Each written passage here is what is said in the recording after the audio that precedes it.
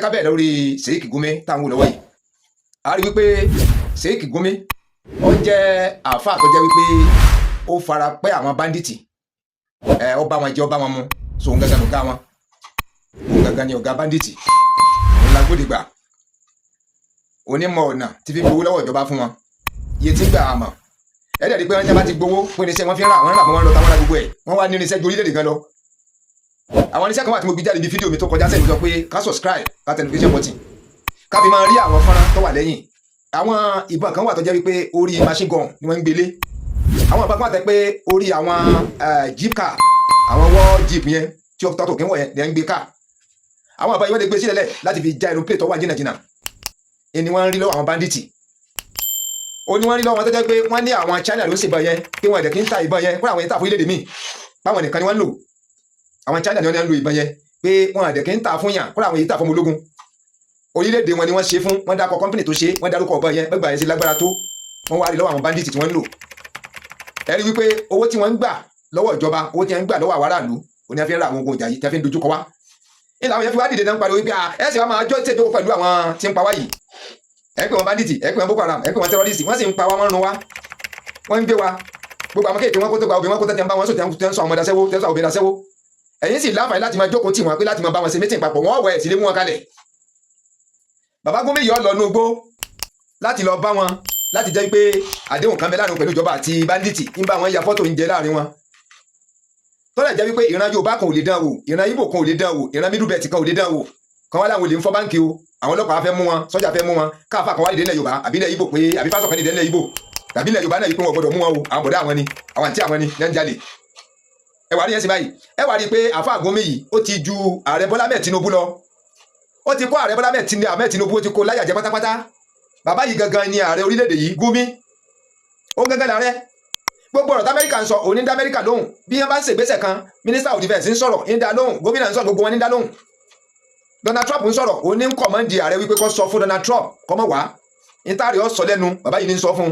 Ibẹ̀ láti rí i pé àwọn ọmọ Yorùbá àti wọkọ̀ one chance, àti wọ one chance, nítorí pé gbogbo tí wọ́n ń dánwò lókè ọya tó bẹ̀ ká dán inú ọgọ́rùn-ún ìdẹ́yọ kankan ká tó pín sọ́gọ́rùn-ún tó bẹ̀ ká dán ìdá kan rẹ̀ wò, wọ́n jẹ̀lẹ̀ Yorùbá rún ni. Ibo làwọn Fúlàní ti rí àwọn dáradára, ibo wọ́n ti rí ban, ibo làwọn terrorists ti rí ban, ibo làwọn bandits ti rí ban, wọ́n sì fẹ́ pa wọ́n, wọ́n ń pa wọ́n. Àwọn tó jẹ́ aṣíwájú láàrin wáyé arípọ̀ gbọ́dọ̀ pa wọ́n, pọ́mọ̀bọ̀ àwọn bọ̀dá àwọn ni. Ṣètìrí wípé àníyàn wọn gangan ni mo ti sọ síwájú yẹn, wọ́n fẹ́ gba orílẹ̀-èdè yìí pátápátá. Wọ́n fẹ́ gba orílẹ̀-èdè yìí, àti ìran Yorùbá ni, àti Ìgbò ni, àti Middle Belt ni, wọ́n fẹ́ sọ wá di ìran tiwọn, ká máa darí gbogbo wa. Gbogbo àwọn tọ́jọ́ bá lọ́ba àwọn ọ̀gá kí wọ́n pa gbogbo wọn àbí kí wọ́n rẹ̀ wọ́n lẹ̀ kí wọ́n kó àwọn ọ̀gá wa fún wa, kí wọ́n kó àwọn aṣojú wa fún wa, ní tí wọ́n ń rí nìyẹn. Sọ ààrẹ Bọ́lá Ahmed Tinubu tàdé ń dá ń ṣàlàyé tá à ń ké gbogbo gbà. Ibà bó ṣe ń tọ́tọ́ kí wọ́n ṣe ń tọ́yẹ, àwọn ẹni yóò kì í sọ̀rẹ́ wa, wọn kì í sọ̀rẹ́ wa. Wọ́n kó kìnìún mọ́ ìgalà, wọ́n kó ẹkùn mọ́ ìgalà, tí wọ́n jọra wọn nínú kéjì kan náà. Sùtá ìní fún orílẹ̀-èdè yìí ṣe. Àgbákò pọ́nbélé ni làwọn tó pín wa papọ̀, tó tò wa papọ̀, ìní fún orílẹ̀-èdè yìí ṣe. Ẹ wo nǹkan báyẹn ṣe yìí, wọ́n ń sọ̀rọ̀ àwọn tí ń pààyàn, àwọn bandits tí ń pa wá, tí ń run wá, tí ń rùn lú, tí ń kó gbogbo wọn àdúmọ́nì wa. Bàbá yìí ń sọ fún wa pé dókítà lòun, pé tí wèrè bá jáwọ́ ọjà, tí bá ń ṣàyàn ládàá káàkiri, ọ̀nà tí wọ́n fi bi wèrè wípé kí ló dé tí fi ń ṣàyàn ládàá, ilé ẹ̀yọ́ kọ̀ọ̀kan sáré. Sáwọn tí ń sálàdà, àwọn kan ní máa gbé wọn lọ hospital, ní àwọn kan máa wá bí wọ́n ṣe mú wèrè wọn gangan. Bàbá yìí ní kò yẹ kí wọ́n mú wèrè. Àwọn tó sì sálàdà kalẹ̀ yẹn kò nídìí kí wọ́n tọ́jú wọn, ipò yẹ kí wọ́n bi wèrè ní wípé tọ̀ kí ni àwọn èèyàn ṣe fún ọ tó fi ń sá wọn ládàá. Ṣẹ́kí bàbá yóò gbádùn, ṣẹ́kí lórí burúkú èèyàn ni. Iná làwọn dẹ̀ fi ń pariwo ńlẹ̀ Yorùbá, ẹ wà àwọn mufti wo, àwọn àfáà kọ̀ọ̀kan tí a lọ gbé bàbá yìí wá Ìbàdàn, tí a tún gbé kan lọ Abẹ́òkúta, wọ́n ní a tún gbé kan lọ Ìwó. Ẹ rí i pé àgbákò wọn fẹ́ dálẹ̀ ilẹ̀ Yorùbá yìí. Mufti ìlú Ìwó dẹ̀ ti ń pariwo pé àfi tí mùsùlùmí ilẹ̀ Yorùbá tá a bá farapamọ́ sábẹ́ àwọn Haúsá mùsùlùmí ìlànà ìfirọ́nà lọ, ṣẹ́rí pàwọn ilé ti gbàgbé tẹ́lẹ̀. Àwọn sì dúró dòkun wọn ta ìran wọn ni, wọ́n dúró kún wọn ta ìran wọn ni, torí ìran Yorùbá yọ ìjà wọn lójú. Ìní wọn fi ń kọ́ Olúwo tìlú Ìwó sí bàbá wa Ọọ̀ni, kọ́ máa kóhun ju Ọọ̀ni lọ. Ní wọ́n fi ń forí àwọn àfáà sọ́ra wọn káàkiri, ní òfin gbà fún ìjọ rọ́bítọ̀. Ní làwọn mufti ìlú ẹ̀jẹ̀ tí fi ń kọ́ àwọn kóra àwọn jọ, lọ́yà bẹ láàrin àwọn, engineer bẹ láàrin àwọn tó farabalẹ̀ fún bàbá yìí nìyẹn, àwọn tó gbé wá sí ilẹ̀ Yorùbá nìyẹn. Ẹni tí Mẹ́kà kọ̀ tí wọ́n jẹ́ ọwọ́ Mẹ́kà, tẹni kọ́ máa sára fàlọ́dọ̀ àwọn tí wọ́n dá padà, wọn ò jọ bọ́lẹ̀ lọ́rọ̀ plane. Ní làwọn àfáà jakujaku ilẹ̀ Yorùbá yìí ń gbé wá sí orílẹ̀ wa, kí ni wọ́n fi ṣe? Ṣé bí wọ́n ṣe da òkè ọ̀yà lójẹ́ pàdé pé ẹnu gàwọn gbé dé sí báyìí, wàhálà ti wọlé Yorùbá, wàhálà ti wọlé Yorùbá, ọlọ́ọ̀bá nìkan ló lè kó wáyọ̀. Ẹni tí ń pààyàn, tí ń sagbódegbà fún wọn, ẹ̀ẹ́dẹ̀ẹ́dẹ̀gbọ́n bí ìròyìn tá a gbọ́ sí wípé Minister of Defence ó ti sọ wípé ẹni tí ń sagbódegbà fún ilé kílò náà ó lè lòun náà, wọ́n ń pa bandit bàbá yìí sunkún ó ní wọ́n gbọ́dọ̀ pa wọ́n àwọn aráàlú tí wọ́n sì ń pa bàbá yìí ní kò sí tọ́ka òun bẹ̀ àwọn bandit ní wọ́n gbọ́dọ̀ fọ́kàn bàrà bọ̀dá àwọn ni ibo là ń lọ lórílẹ̀-èdè yìí àádẹ́ ń ké fún bàbá Tinubu wọ́n sọ̀rọ̀ bandit ọlẹ́rù ń bá òun sórí bàbá tó wá gbé ọ ní Aso Rock ó ní bàbá tó wá gbé ẹ l'Aso Rock tí ẹ gbàjọba lọ́wọ́ ẹ̀mí wọn bá pa ẹ́ ni bí ò sì pa ẹ́ ni àwọn ọ̀gbádùn àkọ́ pa ẹ́ ná ṣùgbọ́n ṣe nọ́mà ṣe ń tọ́tọ́ àwọn tí ọ̀sẹ̀ lẹ́ ń dè mọ́lẹ̀ àwọn tí ọ̀sẹ̀ yìí lẹ́ ń dè mọ́lẹ̀ Kánú ẹ̀dẹ̀ mọ́lẹ̀ Ìgbòho ẹ̀dẹ̀ mọ́lẹ̀ ẹ̀ṣẹ̀ wo làwọn èèyàn ṣe ẹ̀ṣẹ̀ wo ni wọ́n ṣẹ̀ aburú wo ni wọ́n ṣe lórí pé a fẹ́ dádúró gẹ́gẹ́ bí orílẹ̀-èdè ṣéjà bẹ́ẹ̀ ni sáwọn tẹ́ wàá rí ìbọn náà wọ́n ń ṣe yìí olóyè Sunday Igboho tẹ lọ kámọ́lé tẹ kó mọ́lẹ̀ rẹpẹtẹ pẹ́nu ilé rẹ̀ lẹ́tí bá láwọn òpùrọ́ burúkú àwọn òpùrọ́ burúkú tí wọ́n kó bọ̀kalẹ̀ rẹpẹtẹ inú ilé rẹ̀ làwọn ti rí kíníkan làwọn ti rí tábẹ̀rù Ọlọ́run àwọn àkànní ń kó bọ̀ ní ṣe yìí mélòó lẹ gbà lọ́wọ́ wọn bí ìbá ṣèjọba Amẹ́ríkà tó ń bá wa dá sí ti ń gbà wálẹ̀ báyìí kọ́lọ́ jẹun gbórí wọlé tán ńlá fi ń pariwo wípé orílẹ̀-èdè yìí ti tán orílẹ̀-èdè yìí ó ti tán ẹ̀mí ti tán lọ́rùn rẹ̀ orílẹ̀-èdè yìí ti ṣubú yakata kí là ń dúró fún bàbá Tinubu 27 yẹn má fọkàn sí àwọn tí ó da ìjọba yín rú wọn ti kó kalẹ̀ yìí gbogbo máìnì tí wọ́n wà yẹn kí wọ́n fi lówó lọ́wọ́ ni gbogbo abiyẹn gbé tí wọ́n gbówó lọ́wọ́ kí wọ́n fi lówó lọ́wọ́ ni mission àwọn gangan ni láti da 2037 rú 2037 tí ń bọ̀ yìí 2037 tí ń bọ̀ yìí láti dojú ẹ̀jẹ̀lẹ̀ pátápátá kí wọ́n kó gbogbo wa lẹ́rú ìní wọ́n dúró fún àwọn jà yín sí ni bàbá tó bá wù yẹn gbọ́ tó bá wù yẹn gbà gẹ́gẹ́ bí ọmọ Yorùbá àwọn ò ní dákẹ́ ní dákẹ́ àwọn ní ọkọ̀ bọ̀ ńláńlá kẹ̀kẹ̀kẹ̀kẹ̀ tí ẹ̀ tún bá wọn ṣe mítìn papọ̀ àwọn ọ̀daràn tíjọba tó ń jókòó títẹ̀ bá wọn ṣe mítìn papọ̀ ẹ̀ ń bá wọn ṣàdéhùn papọ̀ wọ́n kó bọ̀ dání wọ́n fi ń pa wá wọ́n ń túlù wọ́n ń kó àwọn èèyàn wa wọ́n ń gbowó wọ́n ń kó àwọn kan wọ́n ń pa wọ́n ń bá wọn mọ́sùn wọ́n ń kó wọn rẹpẹtẹ ìjọba wa jókòó pẹ̀lú wọn wọ́n gbé bọ̀ lọ́wọ́ wọ́n ní ọ̀nà gómìnà bẹ̀ gómìnà wò lè mọ̀ òun péjọba nínú òun lọ pé ṣe bí ẹran ọlọ́pàá lẹ́yìn òun ṣe bí ẹran àwọn sọ́jà lẹ́yìn òun sóun lòun ní sọ́jà sóun lòun lọ́pàá abájọ tó fi lè mú gómi abájọ tẹnu bàbá yìí fi ń yọ ti fi ń sọ nítorí ṣé ìran Yorùbá kan lè sọ ti ń sọ yìí kọ́mọ́tì yìnbọn pa ṣé gbogbo ìgbésẹ̀ tí wọ́n ń gbé yìí pé bọ̀dá àwọn ni tí wọ́n sì ráwọn tí ń sponsor wọn tí ń náwó fún wọn tí ń ra iṣẹ́ fún wọn tẹ́ẹ̀sì lè mú wọn ìgbòdo orílẹ̀-èdè yìí kàpọ̀ orílẹ̀-èdè yìí ti tán 2027 bàbá ẹ má fọkàn sí ẹ má fọkàn sí rárá ẹ má fọkàn sí o ẹ má fọkàn sí o làwọn fi ń pariwo ẹ pín orílẹ̀-èdè yìí wọ́ kó kálukú bá tiẹ̀ lọ ẹ pín pẹ̀lú pẹ̀lẹ́pẹ̀lẹ́ láì ní síjà láì ní sí wàhálà bí bàbá wọ Ọbásanjọ́ ṣe wọ́rọ́wọ́ tí ẹ gbéjọba fálágbádá ẹ rí i pé ń bọ̀ dẹrùn tán àwọn ẹ̀tọ́ padà síjọba bí alágbádá yẹn ẹ jẹ́ tí inú orí bẹ́ẹ̀ ẹ jẹ́ kó rí bẹ́ẹ̀ o ṣùgbọ́n pé 2027 tẹ́lẹ̀ gbọ́kànlé yìí bàbá kò sí gbẹ́kẹ̀lé torí tiyín gangan torí ìjọba gangan kíjọba bọ́ sí wọn lọ́wọ́ ìní àfi dá ògbélé ìkalẹ̀ ẹ̀yin náà àwọn tí wọ́n kalẹ̀ àwọn Fúlàní bẹ́ẹ̀ tí wọ́n kó balẹ̀ lọ́wọ́ àwọn bandits bẹ́ẹ̀ tí wọ́n kó balẹ̀ lọ́wọ́ àwọn Boko Haram bẹ́ẹ̀ tí wọ́n kó balẹ̀ lọ́wọ́ àwọn terrorists bẹ́ẹ̀ ẹ̀yin náà wọ́n bá sí ń kà wọ́n kalẹ̀ wọ́n sì pọ̀ rẹpẹtẹ nugbó ẹni tó wà nugbó tí ọ̀wá àdúgbò ní ṣe ń jẹun bó ní ṣe mu wọn aeroplane gbóúnjẹ lọ fún wọn aeroplane lọ kó ohun ìjà fún wọn mo torí kan lórí íńtánẹ́ẹ̀tì lónìí yìí àwọn ohun ìjà tó lẹ́tẹ̀ kó fún wọn báyìí ọkọjá bẹ́ẹ̀ so kí là ń dúró fún kí ni bàbá lẹ́rù ẹni bá dìtì ń bà yín lẹ́rù ìgbà wo lẹ̀ ní kú tẹ́lẹ̀ ìgbà wo lè yàn ní kú ẹsìn nọ́mà ẹsìn tọ́tọ́ ẹsìn tọ́yẹ lásìkò tó yẹ kẹ́ẹ̀ṣe sẹ́ńgbà bá gbàjọba lọ́wọ́ yín pẹ̀lú agídí sẹ́ńgbà yẹn lẹ́rìí lẹ́sìn Sunday Igboho sẹ́ńgbà bá gbàjọba lọ́wọ́ yín lágídí sẹ́ńgbà yẹn lẹ́rìí lẹ́sìn Kánú tí wọ́n fi sẹ́wọ̀n gbére ẹni tí ń jà fún òmìnira àwọn tágbára yín ká nìyẹn bàbá o àwọn tágbára àjọba ká nìyẹn gbogbo àwọn táwọn sọ̀rọ̀ náà ní wọ́n sì rọ àwọn bandit wọ́n sì rọ àwọn gbogbo ẹ̀ nítorí lọ bí oṣù mẹ́fà ń sin báyìí àwọn tí ń pa wáyìí ẹ̀ sì ń bá wọn ṣọ̀rẹ́ wọ́n ń run ìlú ẹ̀ sì ń bá wọn ṣọ̀rẹ́ wọ́n kó bọ̀dá ní rẹpẹtẹ ẹ wà ní wọ́n kó bọ̀kalẹ̀ páwọn òṣè mọ́ ẹ dáríjì wọn ó lè mélòó lẹ ti mú tọ́ lọ fọ́ báǹkì tó lóun ọ̀jà lè mọ́ tẹ́ túkalẹ̀ ó lè mélòó nínú gbogbo lè tẹ́ ti múlẹ̀ Yorùbá àwọn tí wọ́n lọ fọ́ báǹkì àwọn tí wọ́n lọ fọ́ ilé náà ti gbá wọn mú mélòó ni ẹsẹ̀ ti sọ gbèsè tari wípé àwọn olè láwọn ronú pàwàdà o ẹ wá tu wọn lẹ̀lẹ́wọ̀n ẹ̀mí ìlú ló ti wáyé rí àwọn èèyàn ń pa wá tó tún ju tó lè gán lọ wọ́n ń pa wá wọ́n ń kó dúkìá wa wọ́n ń kó àwọn obìnrin àwọn tí ètí tó ọmọkùnrin gbọ́n ti bá tàbí wọ́n ti lóyún nílé ti bímọ fún wọn ẹ̀rú sì ń bá yín àti bá wọn yẹn jà láti gbóhùn ìjà tí ń bẹ lọ́wọ́ wọn kẹ́ ẹ pa gbogbo wọn àwọn tí ọ̀wá sẹ́yìn ilẹ̀ ń kó ilẹ̀ ń tì mọ́ ilẹ̀ mú ẹ gbọ́dọ̀ rí ìbọn pàtó lọ́wọ́ ọ̀nà Yorùbá ẹni ó ṣàgbákò gbogbo àwọn tí ń ṣe àgbẹ̀dẹ gbígbélẹ̀ ń gbé gbogbo wọn wọ́n sì ní kún òkè ọ̀yà náà tí wọ́n ń ṣe tíjọba ò gbé wọn àwọn ní ń pàdánù yìí ní ń kó bọ̀rìn ní ń kó àkérìn yìí ní ń kó ìdárìn ní ń kó fàárìn tíjọba ò mú wọn tó ìran Yorùbá lágbára ká ìran Ìgbò lágbára ká agbára ọ̀ká wọn àríwá ṣèjọba wá ní bàbá ẹ̀ sì sọ́ngbà yìí Jonathan wípé gbàgbára Jonathan ò bá ká kó fi ìjọba kalẹ̀ ìbá lórí pépà tẹ́kọ́ bẹ́ẹ̀ if you cannot tackle insecurity ìbẹ́tà kókó lórí ìjọba tí yìí ìgbọ̀wá lágbára ju Jonathan lọ báyìí làbá fi ń pariwo fa because ètò bí a ṣe ń pa wá mẹ́rin wáyìí kọ̀ọ̀kan bàbá yìí bí bàbá ó ṣe wọlé 2027 bàbá ńlé bí bàbá gbẹ́gbẹ́ Amẹ́ríkà wá gborí wọlé ìyẹn pé mo ti gbọ́ bàbá yìí kẹ́ tí gbọ́ wọn dì sí yìí àfi tá à ń gbọ́ tí bàbá wa Gani Adams sọ wípé obìnrin kan sọ pé láwọn lè dá sí ọ̀rọ̀ bandit pé wọ́n pa wọn kí president mọ̀ sọ pé wọ́n ní wọ́n pa òun ìgbà wo lẹ̀ ní kú tẹ́lẹ̀ ìgbà wo lẹ̀ ní kú wọ́n ń pa ogun lọ́gbọ̀ èèyàn wọ́n ń tú ìlú káàkiri kàkà kẹ́ ẹ dojúkọ kí ni à ń pè lórílẹ̀-èdè gan ẹ̀yin kan gbogbo yín kan dúró bẹ̀ yín kó tiẹ̀ yín gbádùn ìṣòro lóde yìí ṣe yìí ẹ̀yin pẹ̀ lé kú ẹ̀ ń pé ẹ̀ lè kú ẹ̀rú ń bà yín bó làwọn bó orílẹ̀-èdè yìí lọ gómìnà wa lágbára jù yín lọ lórílẹ̀-èdè àfa lásán àfa wa lágbára jù yín lọ. bàbá ẹ má fọkàn sí 2037 o ẹ pín orílẹ̀-èdè yìí kó tó dìgbà yẹn ẹ pín wọ́rọ́wọ́ kí wọ́n dúró láyé wọn káánú dúró láyé tiwa nítorí tán sòro nu nítorí tán sòro nìyẹn o bàbá dúró orílẹ̀-èdè tiwa bẹ́ẹ̀ bá tó jẹ àrẹ wájà rẹ ń bẹ̀ kò sẹ́ni tí ó bá yín dù lẹ́ni tí ó sì dù báwa yẹn dìbò ẹ wọlé náà ni ibi táwọn orílẹ̀-èdè yìí ló yéèyàn àwọn òkè ọya wa bẹ̀rù wọn gbogbo ọ̀nà tí wọ́n ń dá yìí ẹ̀ lè sì dájọ́ tọ́tọ́ tó yẹ lórí wọn ìran Yorùbá lágbára ká ìran Ìgbò lágbára ká orílẹ̀-èdè yìí ti tán bí bá tó ṣe ń lọ àmọ́ gbé wá fún wa o àníjẹ́ kí tiwa ó di ṣùgbọ́n táwa máa gbé wá fún báyìí kẹ́yìn náà máa fojú ara yín rí kẹ́ máa fi ti ara yín gbọ́ bí ẹ̀ bá kàn ń sọ lásán kò ní nítumọ̀ rere ṣùgbọ́n bẹ́ẹ̀ náà ṣe rí sí yìí ẹgbẹ́ tí wọ́n ń bi bàbá bandit yìí Ṣèyíkì Gumi wípé kí ló dé tá pé àwọn èèyàn tí wọ́n ń pa ìlú tí wọ́n ń tú òmúmúláyà rẹ̀ nítorí tẹnumọ́ ni pé kọ́ máa pa àwọn bandit pa àwọn bọ̀dọ̀ òun ni ẹgbọ́n tó sọ ọlá àwọn bọ̀dọ̀ òun ni wọ́n kọ́ máa pa wọn kò sí tọ́kẹ́ pẹ̀lú àwọn tí wọ́n pa o torí wọ́n jọ pínwó ni òní ń gbowó lọ́dọ̀ ìjọba lọ fún wọn sanu mọ́ wọn nulẹ̀ Nàìjíríà ti wọ one chance o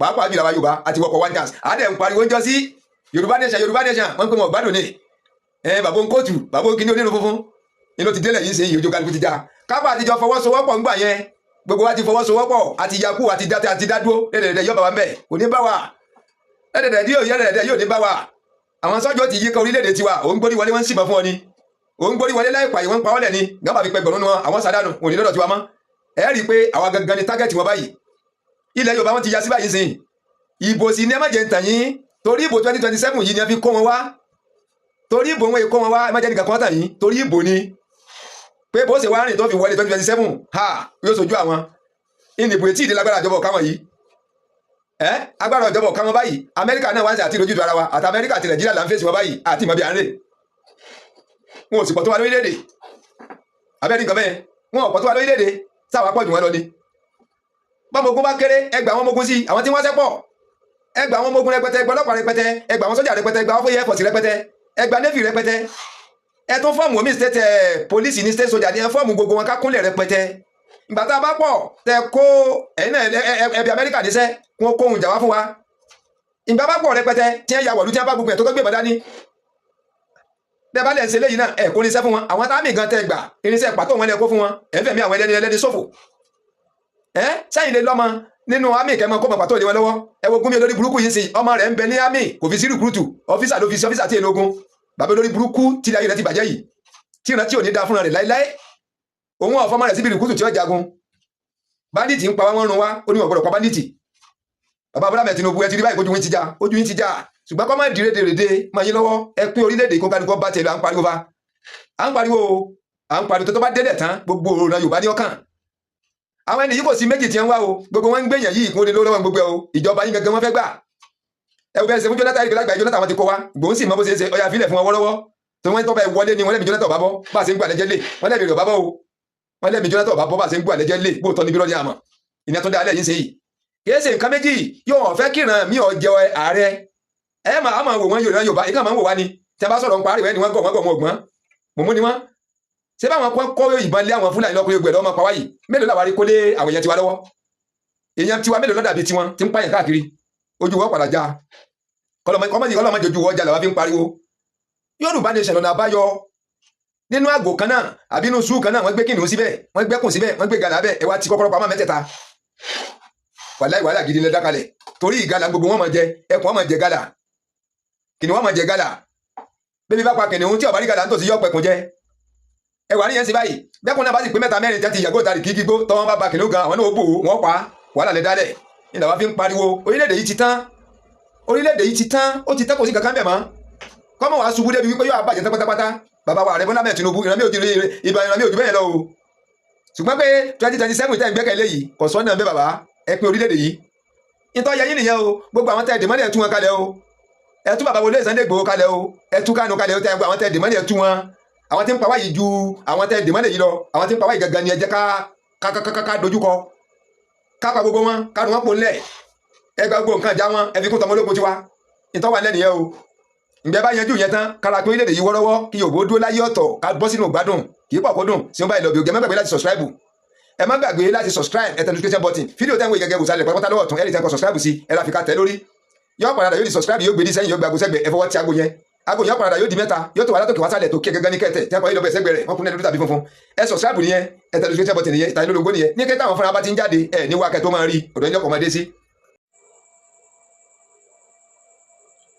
mo kí gbogbo àwọn ọmọ Yorùbá káàkiri orígun mẹ́rẹ̀ẹ̀rin ilẹ̀ Yorùbá káàkiri orílẹ̀-èdè yìí mo kí gbogbo àwọn ọmọ Yorùbá káàkiri diaspora ilẹ̀ Yorùbá ò ní bàjẹ́ ilẹ̀ Yorùbá kò ní dàrú a ò ní rógun a ò ní rí wàhálà wọn ò ní gbalẹ̀ Yorùbá mọ́ wa lọ́wọ́ o lórí ilẹ̀ wa wọn ò ní sọ wá dẹrú wọn ò dẹ̀ ní gba agbára lọ́wọ́ àwọn bàbá wa àwọn bàbá orí adé ọ̀run ìlẹ̀kẹ̀ gbogbo èròǹgbà wa níyà wa láti rí pé kílẹ̀ Yorùbá kó dá dúró gẹ́gẹ́ bí ilẹ̀ olómìnira Ọlọ́run ọba á gbà àṣẹ fún wa kò ní jẹ́ kó pẹ́ kò ní jẹ́ kó jìnnà Yorùbá nation máa wáyé lọ́nà ìrọ̀rùn.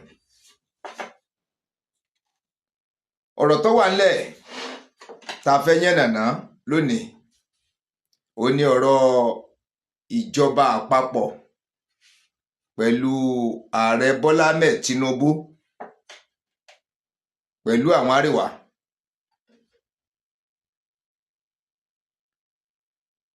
ká tó tẹ̀síwájú ẹ̀yin olórí rẹ̀ lálùbáríkà yàn tí ẹ ti ń wo fọ́nrán wa bọ̀ tipẹ́ tí a ò ti subscribe pẹ̀lú àwọn olórí rẹ̀ lálùbáríkà yàn tá a sì sálábàpàdé fídíò wa fídíò tẹ́ ń wo ìgangan jẹ́ káwó sàlẹ̀ rẹ̀ pátápátá lọ́wọ́ ọ̀tún a rí tí wọ́n kọ subscribe sí SUBSCRIBE kárára fi ká tẹ̀ lórí báyìí yóò paradà yóò wà ní subscribed SUBSCRIBED yóò gbèdí sẹ́yìn yóò àgbà kékeré kan sẹ́gbẹ̀ẹ́ aago yẹn ò nírù ẹ jẹ́ ká fọwọ́ tẹ aago yẹn á paradà á di aago mẹ́ta á wá tò wá látòkè wá sísàlẹ̀ ìṣesí kọjọ́ wọ̀ tó fóònù tàbí kọjọ́ wà láfíà ẹ jẹ́ ká fọwọ́ tẹ tòkè pátápátá tí a kún ní ẹ̀ní dúdú tàbí funfun tí a kọ AWS sẹ́gbẹ̀ẹ́ rẹ̀ òun gangan ní ìtanilólógó a ti subscribe nìyẹn o a ti lórí ọ̀fẹ́ láti gbogbo àwọn fọ́nrán tá a ti ṣe sẹ́yìn nítorí pé tíyẹn bá wo titun tí ò bá padà sẹ́yìn kó wá àwọn tẹ̀yìn ó kù díẹ̀ káàtó.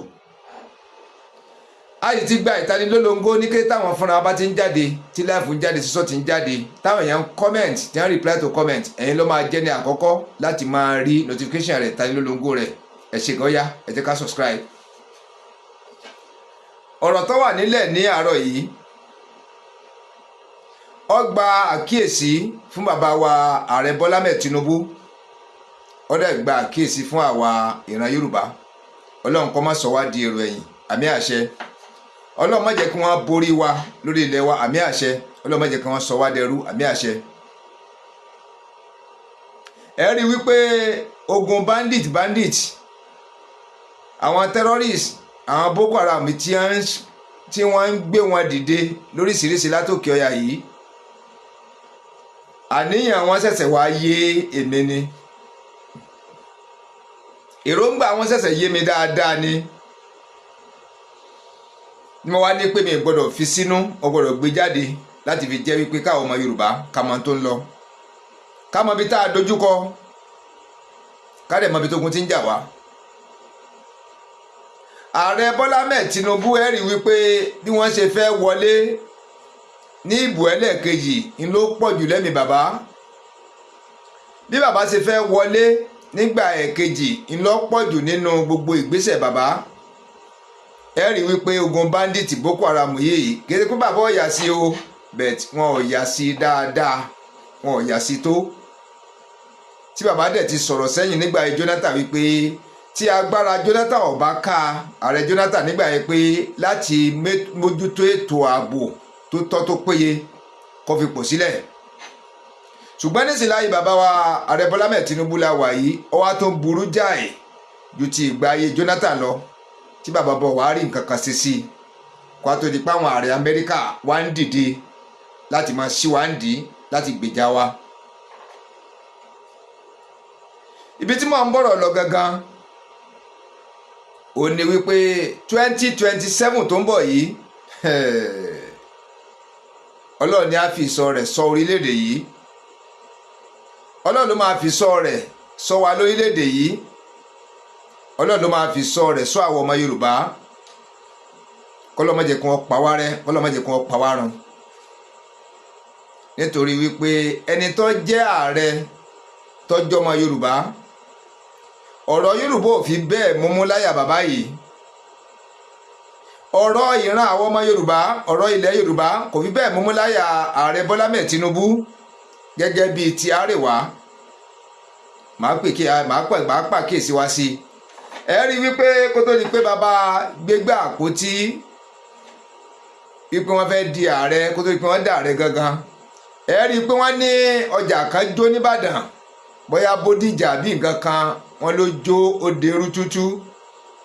èrò pé bàbá yìí ṣèrànlọ́wọ́ kankan síbẹ̀. mi èrò pé bàbá débẹ̀ gan débi kí wọ́n tiẹ̀ ṣèrànlọ́wọ́ àbá bẹ́ẹ̀wò kan síbẹ̀ yìí pé tàbí kí wọ́n rán yẹn lọ. ẹ wá rí wípé ńgbà wọn lọ́jà kan jó l'Árèwá ńgbà yẹn tí wọ́n ní bàbá lọ gbé nǹkan bí bóyá 50 billion kalẹ̀ fún wọn bẹ́ẹ̀ láti pé kó fi ṣe àtúnṣe ọjà yẹn. gbogbo àwọn tọ́rọ̀ náà kàn tí ṣọ́ọ̀bù wọn jóná kan fún wọn lówó tí wọ́n fi rajà padà owó tùnú tí òfin ní jẹ́ wípé wọ́n bọ́ sí pàbó. ẹnì kan ní bàbá sì gbéṣẹ́ rẹ̀ tí gbogbo àwọn ọmọ Yorùbá ń pariwo lọ́tún tá à ń pariwo ló sì pé ọjà Bódìjà jóná, ọjà kan sì ló jóná lẹ́kọ̀ọ́ ńgbà yẹn lọ́jà tó tóbi gán. bàbá yìí ọ̀yà sí rárá. kọ́dà àwọn èrò pé wọ́n rán délígẹ́ẹ̀tì lọ́bẹ̀, àwọn aṣojú lọ́bẹ̀ kí wọ́n lọ yẹ̀ wò. èrò pé wọ́n ṣe ìrànlọ́wọ́ kọ́bọ̀ síbẹ̀. ibẹ̀ lára ti ń fumi sí ààrẹ Bọ́lá Ahmed Tinubu wípé ṣé tí bàbá yìí bá di ààrẹ, ṣé àwọn ọmọ Yorùbá á lóore ọ̀fẹ́ láti gbádùn lábẹ́ ìjọba ààrẹ Bọ́lá Ahmed Tinubu? tí bàbá yìí bá di ààrẹ, ǹjẹ́ Yorùbá nation tá à ń wá, ǹjẹ́ bàbá yìí lè pèsè rẹ̀ fún wa lọ́nà rọrùn, lọ́nà àlàáfíà tí ò ní mógun dání, tí ò ní mú wàhálà dání, tí ò dẹ̀ ní mú fìtínà dání? ọkàn mi ń sọ fún mi pé ṣé bàbá yìí lè ṣe é? ṣé bàbá yìí lágbára rẹ̀ láti ṣe é? bàbá lágbára rẹ̀, kì í pé wọn ò lágbára rẹ̀. ìtí ń dẹ̀ fi sọ fún yín pé wọ́n lágbára rẹ̀ ni wípé ẹ rí wípé kó tó nípa bọ́ sí ayé olóṣèlú tẹ́lẹ̀ ìta wà yìí, torí náà ti ṣèkan sẹ́yìn pé àwọn àti ìbírùmẹ̀ yìí, kó tó nípa bọ́ sáyé òṣèlú eléyìí, ẹ rí pé àwọn ológun ni wọ́n ń gba ìjọba lọ́wọ́ ara wọn, tí wọ́n dẹ̀ ń fìyà jẹ àwọn aráàlú táwọn ń gbádùn. kì máa fẹ́ fàyọ nígbà tó tásìkò tí àwọn ọmọ Yorùbá, àwọn èèyàn gbogbo orílẹ̀-èdè tá a dìde, pàápàá jùlọ ọmọ Yorùbá, tá à ń pariwo wípé a ò fẹ́jọba ológun mọ́, ìjọba tarawa ń tarawa là ń fẹ́, a fẹ́jọba ológun. ẹ̀rí kọ́ dàbí eré, ó dẹ̀ dàbí àwàdà, kọ́dà ó dàbí gbà tá à ń lálàá nígbà yẹn. àwọn mìíràn rò wípé sókù ò ní sùn báyìí, ṣé wọn ò ní pa wárẹ́ táwọn ológun wọn ni? àwọn tó jẹ́ wípé kí wọ́n pààyàn, kí wọ́n dáàbò bò lú, kí wọ́n pa ọ̀tá, ìní wọ́n tírèènì wọn fún. táwa bá wá dìde tá à ń pariwo wípé a ò fẹ́ wọn mọ́ níbi ìjọba, a ò fẹ́ wọn mọ́ kí wọ́n darí wa, a ò fẹ́ wọn mọ́ kí wọ́n jẹ́ ọ̀gá wa. ogun ni wọ́n wà fún, kí wọ́n fi ìjọba kalẹ̀ fáwa tá a jẹ́ civilian, àwa alágbádá. ó dàbí eré, ó dàbí àwàdà, kódà ó dàbí àlá. a rí wípé ńgbà tá a tẹ̀sán mọ́ tó ń kálukú fọ́n jáde, tí ó ń kálukú ń pariwo, ẹ rí wípé bàbá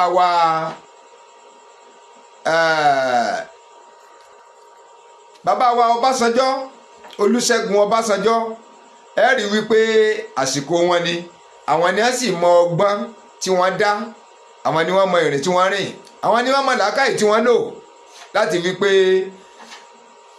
láti ọ̀dọ̀ ológun wọ́n dá ìjọba padà falágbádá, wọ́n gbé fáwọn alágbádá, tí wọ́n ń jẹ́ wípé ó ya oníkálukú lẹ́nu, ó ya ọ̀gọ̀rọ̀ èèyàn lẹ́nu.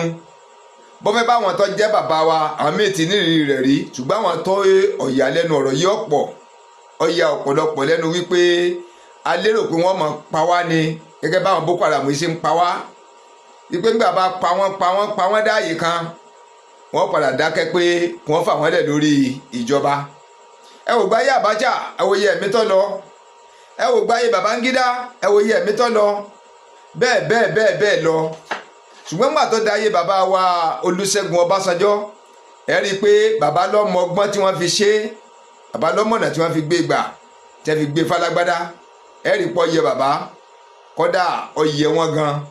bóyá déhùn wá wà ń bẹ̀ o, èmi ọmọ bí kò sádéhùn bẹ́ẹ̀ mi ọmọ, ṣùgbọ́n bàbá padà gbé fún alágbádá, tèmi rò pé òun ló le ju wípé láti ìjọba alágbádá ká pín orílẹ̀-èdè yìí yá ẹ jẹ́ ká pín torí mo rí wípé agbára wọn ò kájọba yìí mọ́ agbára àwọn tí ń ṣèjọba yìí ò ká agbára wọn ò ká agbára wọn ò ká mọ́ rárá ó dẹ̀ ti pẹ́ tágbára wọn ò ti ká orílẹ̀-èdè ń bàjẹ́ ní díẹ̀díẹ̀ ó ń bàjẹ́ bọ̀ ní wẹ́rẹ́ ló ń bàjẹ́ bọ̀ lásìkò tá a wà yìí ó ti wá pọn yẹn ẹ rí wípé la fi ń pariwo kìí dẹ́sẹ̀ sí láti ń pariwo a ò sọ ní sọjà a ò sì sọ níjọ ìsọjà lùkú a ti sọ ní sọdà lúrú pé ẹ jẹ́ ká pín orílẹ̀-èdè yìí ẹ jẹ́ kí Yorùbá bọ́ká bá ti wá kú òun bẹ́ẹ̀ yá ẹ jẹ́ ká bá ti wá kú lórílẹ̀-èdè yìí ibi tá a bá dé yìí ó tó gẹ́ wàhálà yìí pọ̀ fìtínà yìí pọ̀ ìyà yìí pọ̀ ebi pọ̀ àìníṣẹ́ lọ́wọ́ gbogbo àwọn obìnrin wa ló daṣẹ́wó po gbogbo àwọn ọkùnrin wa di yahoo wọ́n dolè kọ́nà ọba kọ́nà wa ń bẹ̀ kọ́ dáàbò rẹ̀ bò wá. ṣùgbọ́n kọ́kọ́ tí wọ́n fẹ́ fàyọ gangan lórí fídíò yìí ni wípé bàbá múra 2027 ńlọ́wọ́ àlọ́kàn bàbá bí bàbá bá sùn bàbá Bọ́lá Ahmed Tinubu tán bá sùn báyìí tẹ́ bá jí wọn kìtìkìtì báyìí 2027 ni bàbá máa pariwo kó tó di pé wọ́n wà lajú sáyé pé lágbájá ló ń jí mi ó múmú láyà wọn ju ẹ̀mí wa lọ ọ̀nà bí wọ́n ṣe wọlé fún 2027 ó múmú láyà wọn ju bí ẹ ti ń pa wáyìí lọ bí wọ́n ṣe fẹ́ wọlé fún 2027 tí wọ́n fẹ́ gba ọ̀pá àṣẹ padà ó múmú láyà wọn ju bí ẹ ṣe ń gba ilẹ̀ wa tí wọ́n ń pa wá lórí ilẹ̀ wa tí wọ́n ń tùlù wa ó múmú láyà wọn ju ètò bí wọ́n ṣe wọlé ó múmú láyà wọn jù bẹ́ẹ̀ lọ ni mo wá ní kí n ṣàgbéyẹ̀wò kí n pàkíyèsí bàbá ilé làbọ̀ sí mi oko fa bàbá wa Ààrẹ Bọ́lá Ahmed Tinubu ilé ìlàbọ̀ sí mi oko wọ́n ní bóbá ní bọ́kọ̀ bá ròkun tọrọ sà ilé làbọ̀ sí mi oko etí èbúté ìnífàbọ̀ sí tí ọkọ̀ ojú omi tó bá lọ òkun tó lọ ọ̀sà tó lọ wá tó lẹ́yìn wọ́n létí èbúté ní padà fàbọ̀ sí tí wọ́n á ń kọ́ rẹ̀ síbẹ̀ tí wọ́n jẹ́rù orí ẹ̀ táwọn èrò tó gbé bọ́lẹ̀ pé wọ́n tó lójú ẹrù mẹ́ẹ̀ bàbá ẹ rántí ọ̀la ẹ rántí ọ̀la ẹ rántí ọ̀la ẹ rántí ọjọ́ iwájú ẹ sì rántí ìgbà tẹ́ ẹ fi ṣe é bọ̀ kó tó di pẹ́ ẹ̀dà rẹ ẹ rántí ìgbà tẹ́ ẹ̀dà rẹ yìí náà ẹ sì rántí ìgbà tẹ́ ẹ̀dí sí ń bẹ̀ mọ́ kọ́dà bẹ́ẹ̀ wọlé fún 2027 ẹ lò tán náà ni ẹ kú mbẹ́ tẹ́ ẹ bá sì wọlé fún 2027 bẹ́ẹ̀ náà ni orílẹ̀-èdè bá ń pè ẹ̀mí wá sì tún wà ṣùgbọ́n táwa ń jà fún tá à ń jà fún tá a fẹ́ kó ṣẹlẹ̀ ẹ jẹ́ kí Yorùbá nation ó wù wàhálà yìí pọ̀ bàbá fìtínà yìí pọ̀ ẹ dẹ̀ rí wípé gbogbo báńdíìtì Boko Haram yìí kò sí nǹkan méjì tó dì mú ju wípé wọn ò fẹ́ kí ìran kankan ó ṣe ààrẹ lórílẹ̀‐èdè yìí wọn ò fẹ́ kí ìran kankan kó ṣààrẹ ó ṣe Yorùbá ni ó ṣe Ìgbò ni ó ṣe Middle Belt ni àwọn nìkan ni wọ́n fẹ́ máa ṣe ààrẹ ni wọ́n fẹ́ jẹ ọ̀gá káàkiri gbogbo gọ́ọ̀mẹ̀ntì parastata gbogbo iléeṣẹ́ tó jẹ́ tìjọba gbogbo dúkìá tó jẹ́ tìjọba àwọn ni wọ́n fẹ́ jẹ ọ̀gá láti gbá kínní dé gba ọgọ́rùn-ún kọjá pé látòrí 101 ni ó sì máa kàrán Yorùbá kan Ìgbò bí ẹ ṣe ń fẹ́ nìyẹn ó sì ti hàn sí wa ó ti hàn tó ń kálukú láìsí pàǹfì ká má fọ̀pá pọ̀lọ̀pọ̀lọ̀ ká fi péjò kí làníyàn bàbá Ààrẹ Bọ́lá Ahmed Tinubu gan kí ni àníyàn wọn fún orílẹ̀-èdè tá a wà yìí kí ni àníyàn wọn fún àwa tá a jẹ́ ọmọ Yorùbá kí ni wọ́n fẹ́ kó ṣẹlẹ̀ sí wa ẹ rí i pé bàbá yìí ọ̀yà sí ìran Yorùbá tó lóun ti wá bàbá yìí ọ̀yà sí wa o èmi ọ̀dẹ̀ ṣàlàyé rẹ̀ fún wa ẹ wo bàbá wa olóyè Sunday Ìgbòho ẹ wo orúkọ tí wọ́n sọ bàbá nígbà ayé bàbá Buhari dáradára ẹ wo owó bàbá tí wọ́n gbẹ́sẹ̀ lé ẹ wo passport bàbá tí wọ́n gbẹ́sẹ̀ lé ṣé nígbà tí Ààrẹ Bọ́lá Ahmed Tinubu débẹ̀ sọ yẹ kó fariwo káyọ̀ tó máa bẹ̀bẹ̀ àwọn lọ́balọ́ba ti dìde àwọn gómìnà dìde gbogbo àlà ń pariwo bàbá yìí ò sí ń tọ́tọ́ wọn ò sí ń tọ́ yẹ 2027 bí bàbá ti fẹ́ wọlé fún ààrẹ 2027 ni bàbá ń sáré tọ́lẹ̀ jẹ́ wípé ààrẹ yẹn àti wọ́bẹ̀ ọ̀nà rẹ̀ tínrín ọ̀nà rẹ̀ náró gan mi nítàn wá o torí wípé àwọn tí ń kó bandits kalẹ̀ yìí tí ń kó terrorists kalẹ̀ yìí tí ń kó àwọn Fúlàní herdsmen tí ń kó gbogbo wọn kalẹ̀ yìí ìbọn gbogbo àwọn eléyìí ti ríbọn ẹ̀rí páwọn òkè ọ̀yà yìí náà ní ń kó ìbọn lé wọn lọ́wọ́ àwọn ni wọ́n ń kó ohun ìjà fún wọn kọ́dà àwọn ò fi bò ẹ̀rí wípé wọ́n ń sọ jáde gbangba tí wọ́n ń sọ jáde wípé wọn ò gbọ́dọ̀ pa wọ́n àwọn bọ̀dá àwọn ni àwọn èèyàn àwọn ni sáwà tó bẹ́ẹ̀ sẹ́nà Yorùbá tó bẹ́ẹ̀ káwọn èèyàn jáde kán máa pààyàn kíjọba ó sì máa sọ̀rọ̀ ká sì takú mọ́jọba lọ́wọ́ káwọn bọ̀dá wa ní ń pààyàn sẹ́nà Yorùbá lè ṣe sẹ́nà Ìgbò lè ṣe sẹ́nà Middle Belt lè ṣe ibẹ̀ ló yẹ ká ti mọ̀ wípé orílẹ̀-èdè tá a wà yìí inú zoo la wà ọgbà ẹranko ni la wà ọgbà ẹranko la wà o ṣùgbọ́n wọn fẹ́ ká wà àwọn fídíò kan kó tó di pa máa bá ọ̀rọ̀ lọ láti jẹ́rìí sí àwọn ọ̀rọ̀ tí mò ń sọ yìí wípé àti wọlé ààrẹ Bọ́lá Ahmed Tinubu fún 2027 kí wọ́n mọ́kàn kúrò ńbẹ̀ kí wọ́n mọ́kàn kúrò ńbẹ̀ ntẹ́mi dẹ̀ gba àwọn onímọ̀ràn ni wípé kí wọ́n fọ́ọ̀mù Yorùbá Nation kí wọ́n pín orílẹ̀-èdè yìí bí bàbá bá fẹ́ jẹ ààrẹ ní Yorùbá Nation àyè wà láti gbàpò tí kí wọ́n dìbò àyè wà ẹ jẹ́ ká tẹ̀síwájú ká gbọ́ ìròyìn níwọ̀nba. Breakfast. For more security conversations, we'll now link up with Eshabomo Ibodu and Tijeso Adelye in our Abuja studio for the FCT brief. Abuja is over to you in Akwana. Good morning. Thank you, Ria. It's another Monday morning here in the FCT, and we are ready to unpack the headlines for you, so stay tuned. Good morning, Nigerians. What a beautiful way to begin the last week in the month of November. But TJ, every time I wake up and I want to celebrate life, I just remember several other Nigerians also that don't have this opportunity because of what they're presently going through. Hundreds of children are kidnapped and we're expecting them to be brought back. It's so painful that we're experiencing this kind of a challenge. Well, it's quite sad that we're still having these issues being discussed almost on a weekly basis. A day or two in the week we have to discuss security. It's quite sad, but I'm glad that we're beginning to record some successes. Some of these abductees have been released, so it's a good one. We see the president meeting with the service chiefs, and we see some development. We hope that that translates into tangible results. We just hope that the government shifts from being reactive to actually being proactive. And we hear that there are intelligence reports that go before these attacks, and they still happen. We just hope to see that this actually shifts from this narrative, and we begin to respond to intelligence when they come in. But well, let's go into what we have for you today. Hello everyone and welcome to FCT Brief.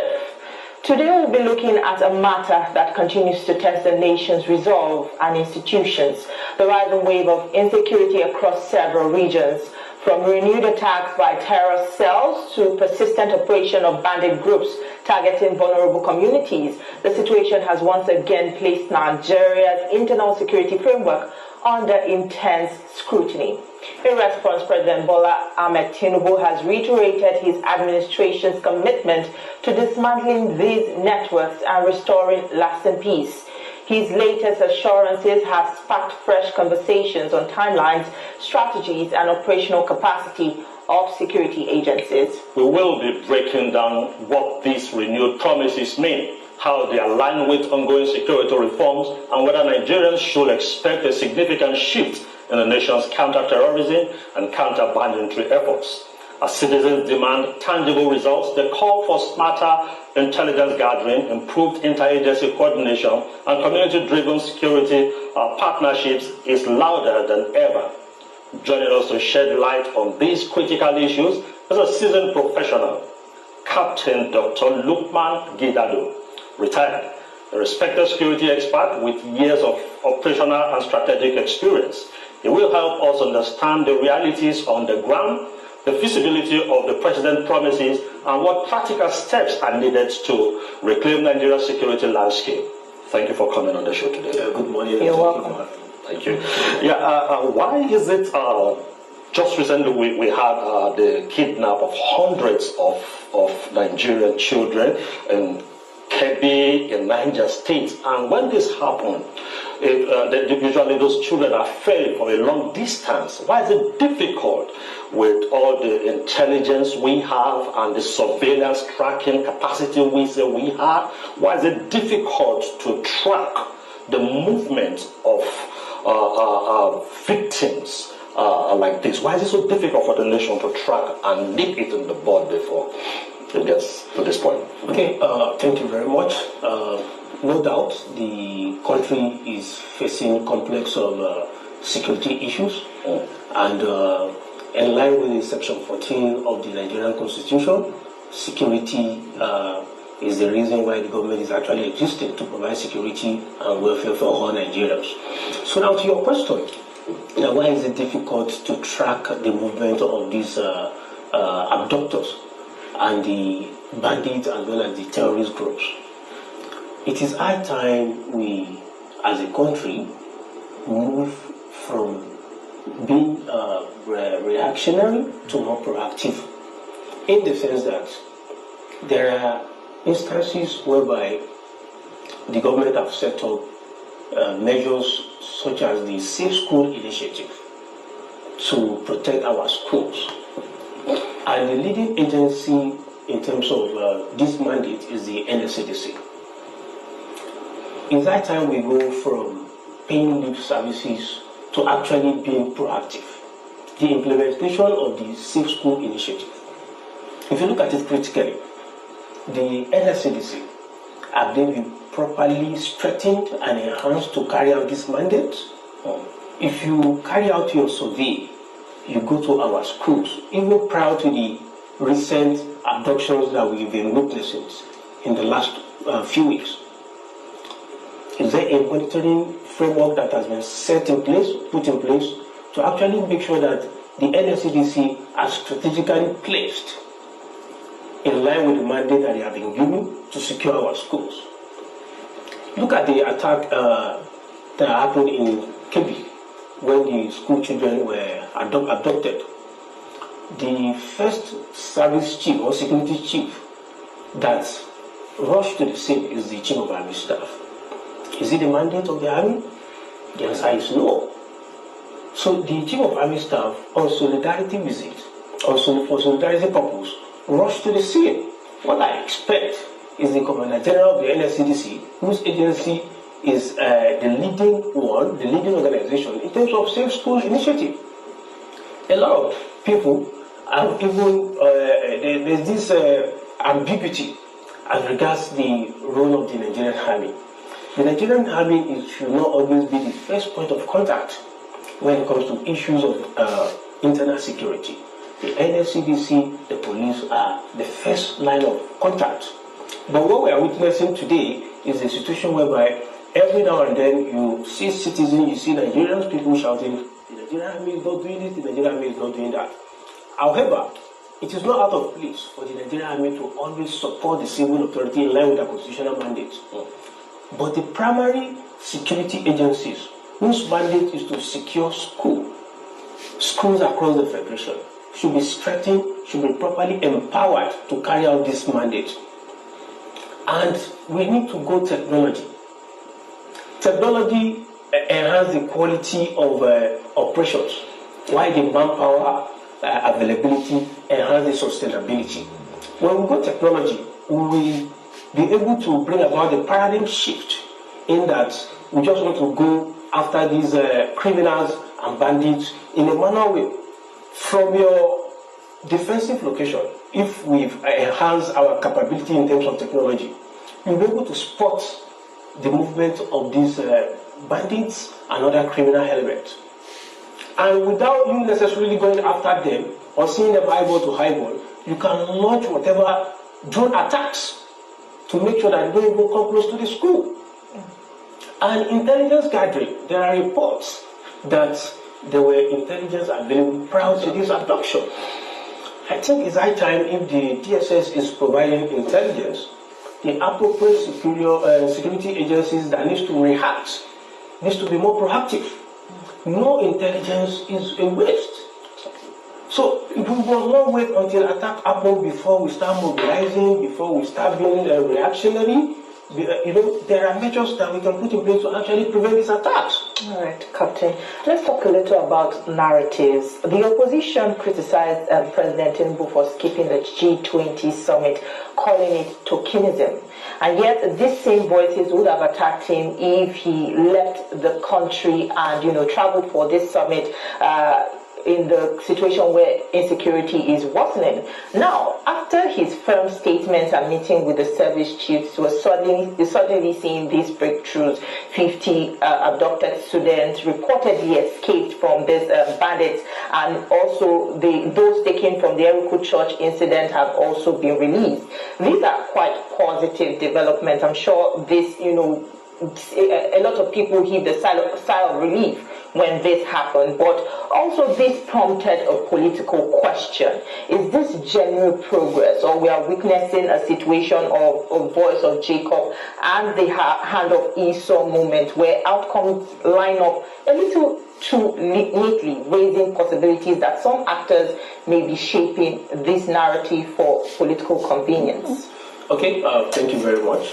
Personally, my position as regards the president, who's also the commander-in-chief of the armed forces of the Federal Republic of Nigeria, skipping all his expected international trips to focus on ensuring that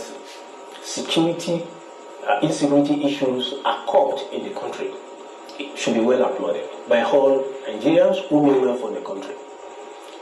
It will not make sense for the country to travel when Nigeria is on fire. You're traveling when you cannot keep your home together.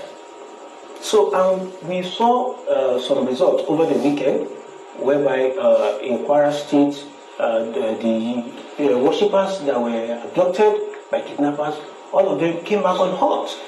Kudos to the Kwara State government, the security agencies, and of course the federal government for ensuring that they came back unharmed. So, and equally, as at yesterday, up to around 1900 hours, the president was having a security meeting with the service chiefs and the Inspector General of Police.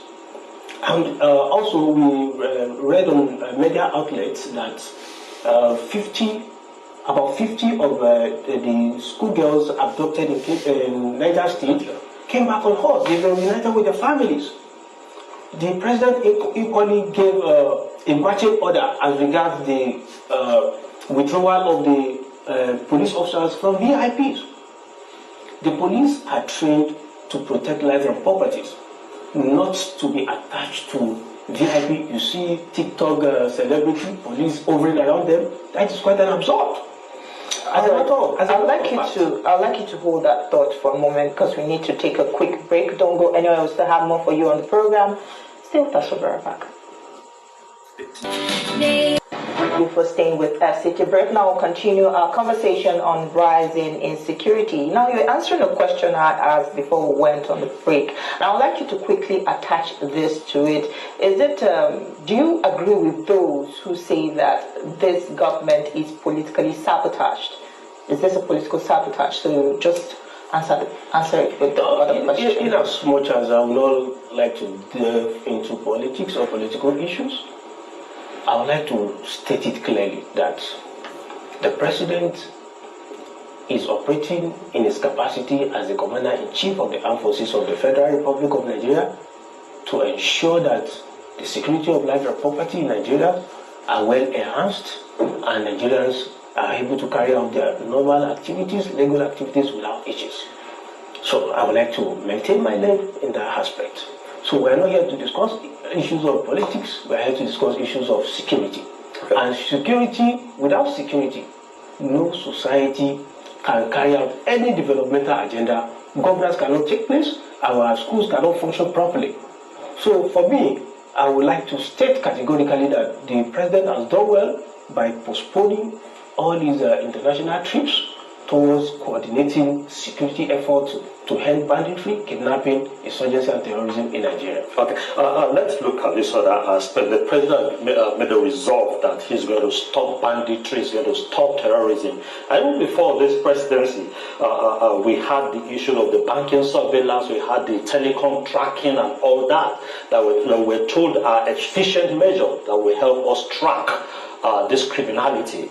And we've not really seen them take active, how they've used all those technologies to track the movement or the communication amongst all these people. Now, how best do you think this resolve of Mr. President can be complemented by every other agency? Especially considering also another fact that why is it difficult for us to even get the sponsors of all these criminal activities? We talk often about people, kidnapped children being released.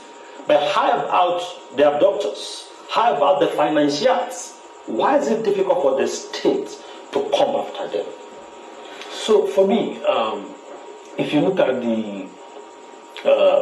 a program that was attended by the Minister of Information last week, he stated categorically that issues of terrorist financiers are not what people think is an easy task. It involves a lot of complexities that Nigerians and other people who are not privy to such information don't know. So the government, the federal government under the leadership of the President Bola Ahmed Tinubu, is leaving no stone unturned. If we listen carefully to previous assertions by the Attorney General of the Federation that all hands are being on deck in conjunction with the Office of the National Security Advisor to make sure that terrorism financiers or terrorist financiers and those financing banditry and terrorism in Nigeria will be brought to book in due course.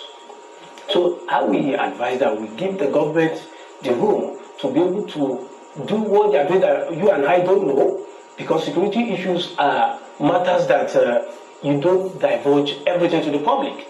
These are intelligence-oriented work that we must allow both the military, the police, the Office of the National Security Advisor to make sure that they work together assiduously towards ensuring that these terrorism financiers are brought to book.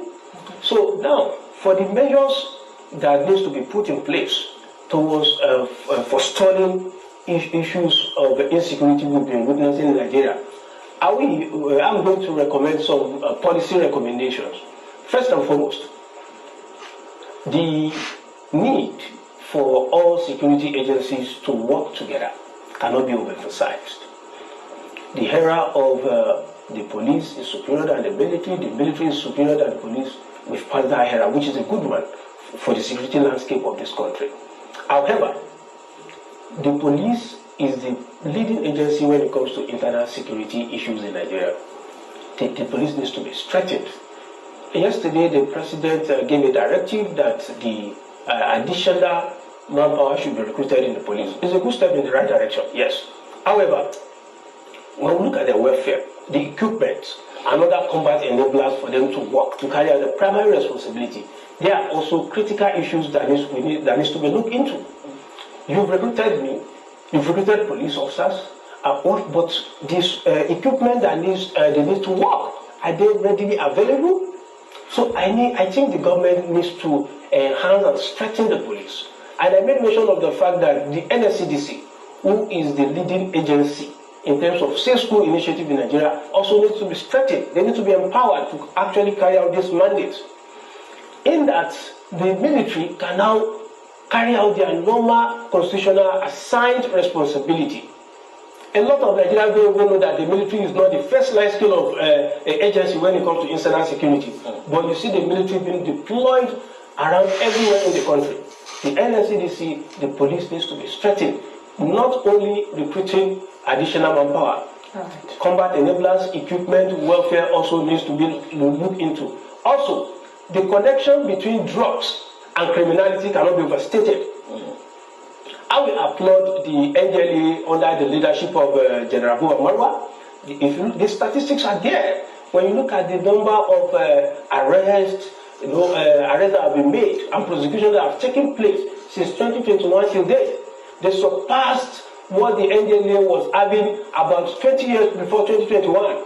So the NDLEA needs to be applauded, and the reappointment of General Buba Marwa should also be well applauded, because under his leadership, the NDLEA has made giant strides.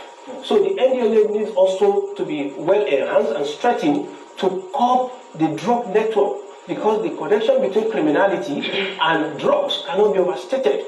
Additionally, technology extremely important. If you look at our troops, Nigerian Army, the Nigerian Police, Civil Defense, and other security agencies, it's high time our troops, our security personnel, they must not have to see the adversary eyeball to eyeball before you attack. Drone attacks can take place from their defensive location. They can launch drone attacks. So technology, the modern warfare has gone beyond the issue of manpower. Manpower is very, very important. But technology enhances the qualitativeness of combat in this modern era. All right, Captain, if I may come in here, we can't deny the fact that Nigeria has had these security challenges way back. And very recently, the U.S. designation of Nigeria as a country of particular concern has added an extra layer of anxiety to our security situation. Now, beyond the headlines, what do you think this label has, how do you think this label has impacted our internal security, and also the way we are being presented both diplomatically and also economically? What impact will this have on us? And for me, my position on the assertion by President Trump is not something that we should allow it to affect us, make it bother us. But it is. As a matter of fact, how?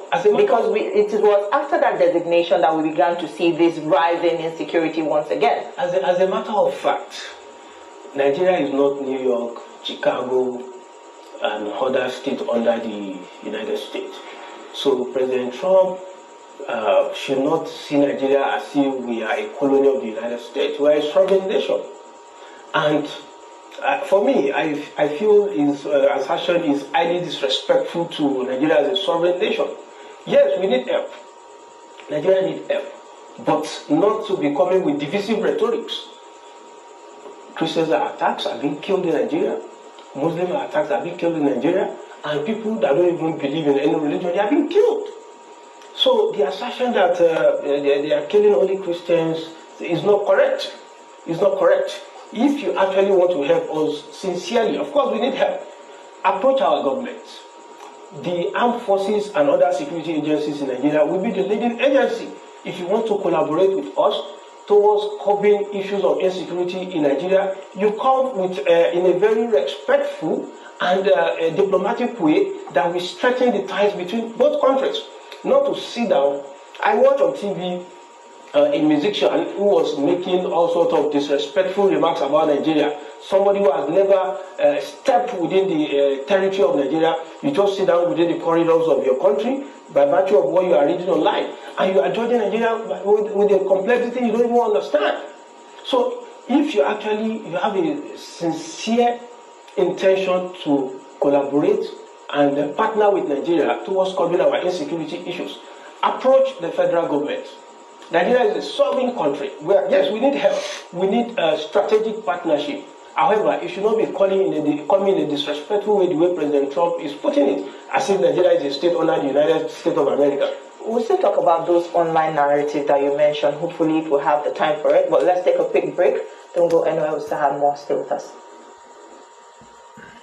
For staying with us now, we'll continue our conversation. You were just speaking about the social media. No doubt the social media has amplified every security incident, often faster than the conventional media, which at least understands the narrative management and also safety protocol. But we see online has become free for all. We see fake news, sensationalism has become the order of the day, unverified claim and all of that, and this is what the world uses to judge us. Now, how would you say the government can manage the social media space in the sense that it does not slip into censorship or panic? Okay, if you are to judge Nigeria by the narratives you see online, the social media space is an ungoverned space whereby you and I can wake up one day and put something there. If I'm to talk about China TVC, this is your station, and I'm judging by whatever I see online, as a reasonable person, I'm supposed to reach out to you and ask you what's actually going on at TVC, not to judge my position in line with what I'm seeing online. So I will encourage all our international partners and well-meaning Nigerians, if you see any narrative about the country, Nigeria, the federal government is there. We have the Office of the National Security Advisor, the Ministry of Defense is there, and a host of others. These are the appropriate measures through which you can counter any form of misinformation. People were talking about an issue that happened last week as regards a brigade commander in Borno State, 25 Taxos Brigade Damboa. So for me, everything we've been seeing online are rhetorics that is not coming from the Nigerian Army. As a matter of fact, the Nigerian Army have not released any official statement regarding the whereabouts of the senior officer. So I am linking these two for you to see that it is very, very wrong for you to judge by what you see online. Approach the appropriate security agency. So anybody saying whatever they want to say regarding the whereabouts of the senior officer, as against whatever the Nigerian Army will release, the person is missing the point. Okay, well, Captain, can we quickly look at this other aspect? Oftentimes we talk about intelligence sharing and all that. Why we've talked about why is it difficult for us to share this intelligence? Now, what primary steps do you think the government can take immediately to ensure that this collaboration among our agencies? Because we keep failing in this aspect of sharing intelligence. I don't think we are failing. I will just advocate for a more robust synergy. That is what I will advocate for. So we're failing in the synergy. We are not failing, but needs to be strengthened. As a matter of fact, yesterday you could see the Director General of the DSS with other security agencies chiefs, the other service chiefs, after their meeting with the President. So the word you use that we are failing, I think is not completely correct. It's not correct. The heads of these security agencies need to come together. Many a time they are not always at the forefront, the front line of where these incidences are happening. There should be a coordination whereby all personnel of all security agencies, if you are deployed in combat, and let's say troops of the Nigerian Army, they are operating with other security agencies, they should ensure that intelligence sharing, intelligence coordination, whereby all agencies will be brought together to see the importance of when intelligence is given, the need to be proactive as regards the intelligence that will be given cannot be overstated in curbing insecurity. I think the security agencies need to, come down to the bottom to ensure that the soldiers, the officers and men who are actually deployed in the field understand the importance of this synergy. Not to stop at the higher echelon. It should come down to the ladder, to the bottom, whereby all personnel involved in combat actually understand the synergy and they work together. All right, Captain Lukman Gidado, it's a pleasure speaking with you this morning. That's where we'll have to leave our conversation this morning. Thank you so much for your time. It's my pleasure being here. Thank you very much. Thank you so much for being a part of our conversation. We'll now hand you over to Lagos, where Ria and the rest of It's our final conversation. Most times, keeping silent in the face of evil or expressing tacit sympathy for evildoers can fuel endless crises. As Nigeria intensifies the war against insecurity, the Minister of Defense, retired General Christopher Musa, has warned Sheikh Ahmed Gumi and others sympathetic to terrorists and bandits to stop their subversive endeavor. Speaking during an official visit to Maiduguri, Borno State, General Musa said a friend of a thief is a thief, cautioning them against providing overt or covert support to criminal elements seeking to destabilize the country. The minister said those engaged in acts of terrorism and banditry did not represent any form of regional, ethnic, or religious brotherhood. Okay, the defense minister's statement that a friend of a thief is a thief. I agree with you. In your opinion, what does this signal? It means that they may be closing in on Sheikh Gumi, because he's been talking for too long. He's been so giving overt and covert support to criminalities. There was even a time that he was even comparing the Eastern, the IPOB and the bandits in the north. And then he also said, when he said that, when he said, please, those people in the bush, the forest, they are our brothers. Our brothers. Criminals are your brothers. And then he said the country also needs them. We still need, they are very important to the existence of Nigeria. All of these things, when you look at the way this is going, then the question we ask is that what does Gumi know that we don't know? That's a question to be asked. What do you know? Why are you so interested in these criminals? Always going every time, the weather of them and all that. And everybody, even some very powerful northern politicians and leaders, I won't say what they're doing is not even paid. The North is not even gaining from what they're doing. You understand? What does Gumi know? Why is Gumi so interested in the retainer, if you will, of community in the north? And also, to leave them there. Why is he calling him brother? That's what he said. If you say they are your brothers, it means that if a brother, a friend to a chief is also a chief. That's aiding and abetting if you look at the technical work. But do you agree with the minister, that public sympathy for violent groups be treated as a matter of national security? Yes, and absolutely yes. So, before now, we've been conditioned to think that we are not initiated when it comes to security issues. We've been told that we don't know what goes on in terms of negotiation, in terms of how people are being released, and therefore the significant role that Gumi is playing. But coming from the Minister of Defense, I think it has now given us some sense of sanity to know that we were not actually wrong in the first place.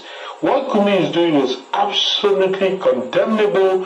It has been condemned even by Saudi government. You remember that one of his trips was truncated because of the kind of public statement that he makes. So I even recall that when we discussed it, somebody jumped on us online and began to say that we don't know what we are saying.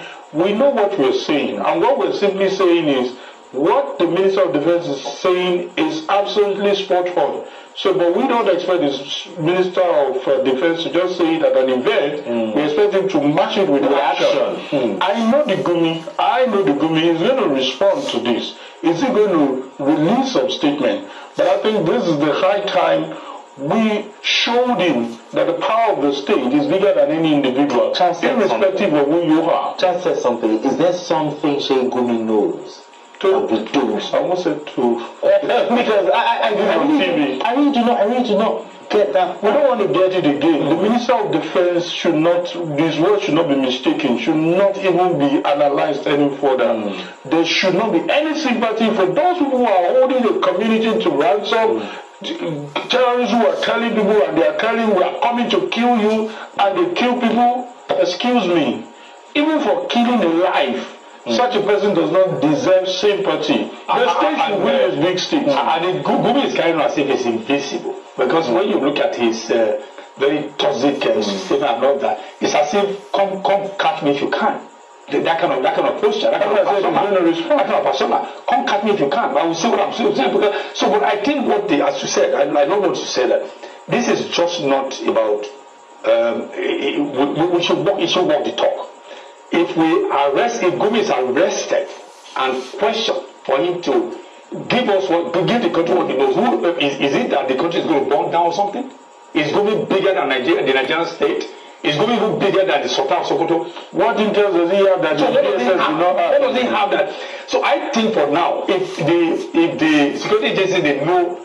Maybe they have even a modicum level of intelligence or evidence to see that this guy maybe an accomplice or something. They should take him and then bring him in for questioning. But don't you think that it's not just Gumi that does this kind of statement? How about other influential? No, there may be people beating the drum. Exactly. They should go after those people. If you warn him, then question him, he may be able to. Not just some politicians who also, show. It becomes as if he's invisible. Nobody is a no single individual group can be more powerful than the government. Absolutely. But the government that is there in place using the collective mandate of over 200 million people, we can't be greater than that. Absolutely. And is government also happy that every time we are losing men and officers in the workforce and all that? Is government also happy that Nigeria in particular was able to advance in education and all the rest? All right, gentlemen. We need to be taking it. All right, gentlemen. I wish we had more time, for us to discuss this matter, because especially the River State matter. But time is money. We need to go now. Thank you so much. I don't know in Nigeria who's not a person of interest. When we have the others, the France people and liking in everything. So, my stand on issues, on national issues, really should be of interest to everybody who wants peace to prevail in Nigeria. I'm just looking at the way how we can achieve peace without letting blood or bloodshed. That's my mission. And I think many people are understanding it now, and some governments are even implementing it, and we're getting results. You see, I'm in Kaduna now, a hotbed of banditry now. Things are getting better, much better. I can think maybe 90% Kaduna state is good. Yeah, we've seen it scale down, at least in southern Kaduna, but generally things are not as better as you would like to put it. Bandits. Yes, you see there are fault lines in Nigeria. No, where, if I may put my question so that I can put it together, just like omnibus it together. So first, banditry is on rampage right now. We've seen all the abductions and all the terrorist killings, and now Nigeria is a country of particular concern designated by the United States. There are back-end and backroom conversation as to wave off the onslaught from the United States against these terrorists and all of that. Nigerian government to wake up to its responsibility, and we've seen very terrible things done by bandits, killers, if you put it that way. But sometimes one wonders that when these things happen, as much as you say you are pushing to make sure that everybody is safe, everybody is happy, or we have peace, it feels to some people like you're more sympathetic to the perpetrators of this evil than to the victims themselves. Well, how do you respond to that? Besides the thing, I'll respond to that. You see, I'm a medical doctor. You see, when you have an emergency, you're only concerned about stopping the bleeding, not even the fractures and the other things, maintaining the cardiovascular potency. So I'm so much concerned about those people who are injuring people, killing people. Just imagine a madman in a market with a knife who has stabbed many people. So my first aim is to get that knife from that madman, not the people that are injured. I'm not a government, I'm not an authority to say that I can take care of everybody. My concern is that blood should stop flowing. And I've seen it because I've seen it firsthand, and this is the best way we can achieve this. And government have understood that. People have understood that, but I think for political reasons, I don't know why we Nigerians cannot come together and implement it. Some people say we have neglected the victim. We have not neglected the victim. The victims, they have an emergency management agencies that can take care of them. We have state governors, we have everything. They can take care of them. But these people that are outlaw, how do we use psychology? How do we use our knowledge of human sociology and interaction? How can we deviate them from these evils they have fallen into? Because we know them for a very long time, very long time. They are not what they are today. So what happened? You see, if you want to cure a disease, you have to go back and see the etiology. What causes the disease? But without diagnosing it, you will just be beating about the bush, and you will never get a solution.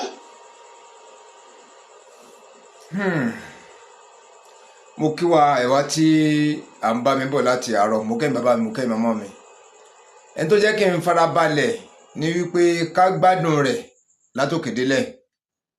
Then àwa tí a ò lóore ọ̀fẹ́ láti gbọ́ òyìnbó tí wọ́n ń sọ pẹ̀lú tátàtà tèmi náà gbọ́, mo fẹ́ kákàn kó jọ pọ̀ sójú kan ká wá sọ̀rọ̀ lé lórí. Ẹ jẹ́ ká bẹ̀rẹ̀ lórí Sheikh Gumi tá ń wò lọ́wọ́ yìí.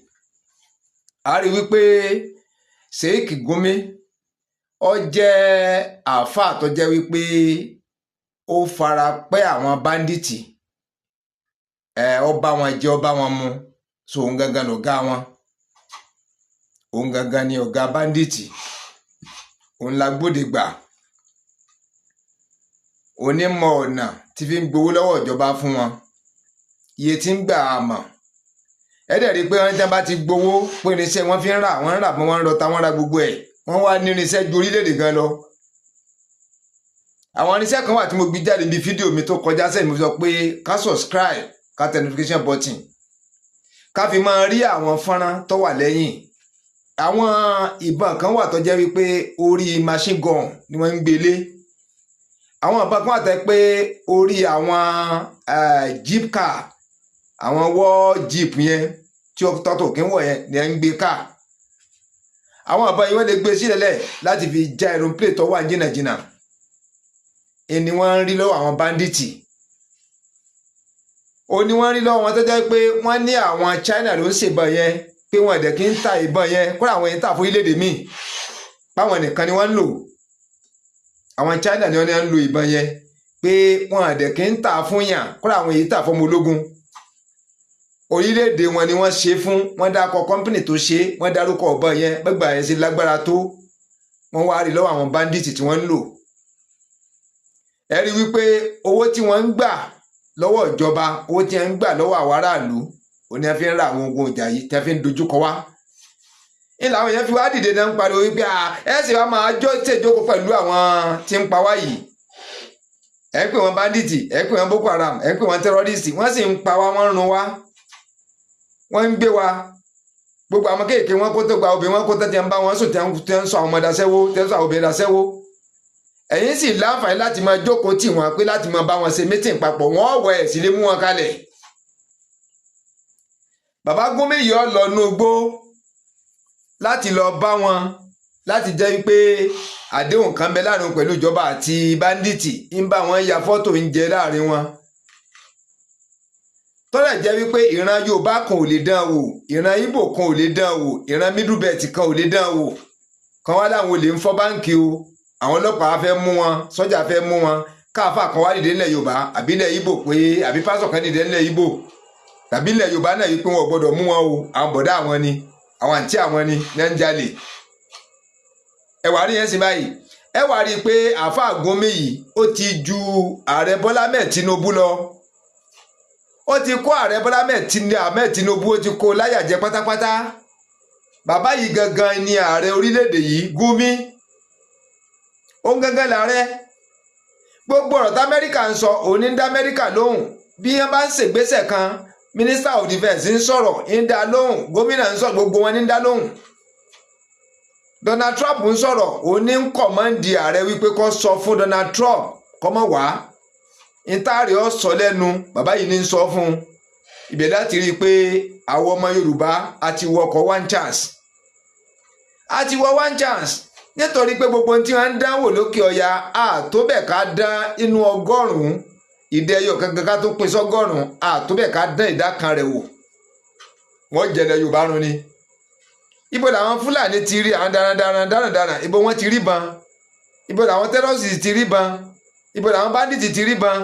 Wọ́n sì fẹ́ pa wọ́n, wọ́n ń pa wọ́n. Àwọn tó jẹ́ aṣíwájú láàrẹ̀wá yarí pé wọ́n gbọ́dọ̀ pa wọ́n, pọ́mọbọ̀ àwọn bọ̀dá àwọn ni.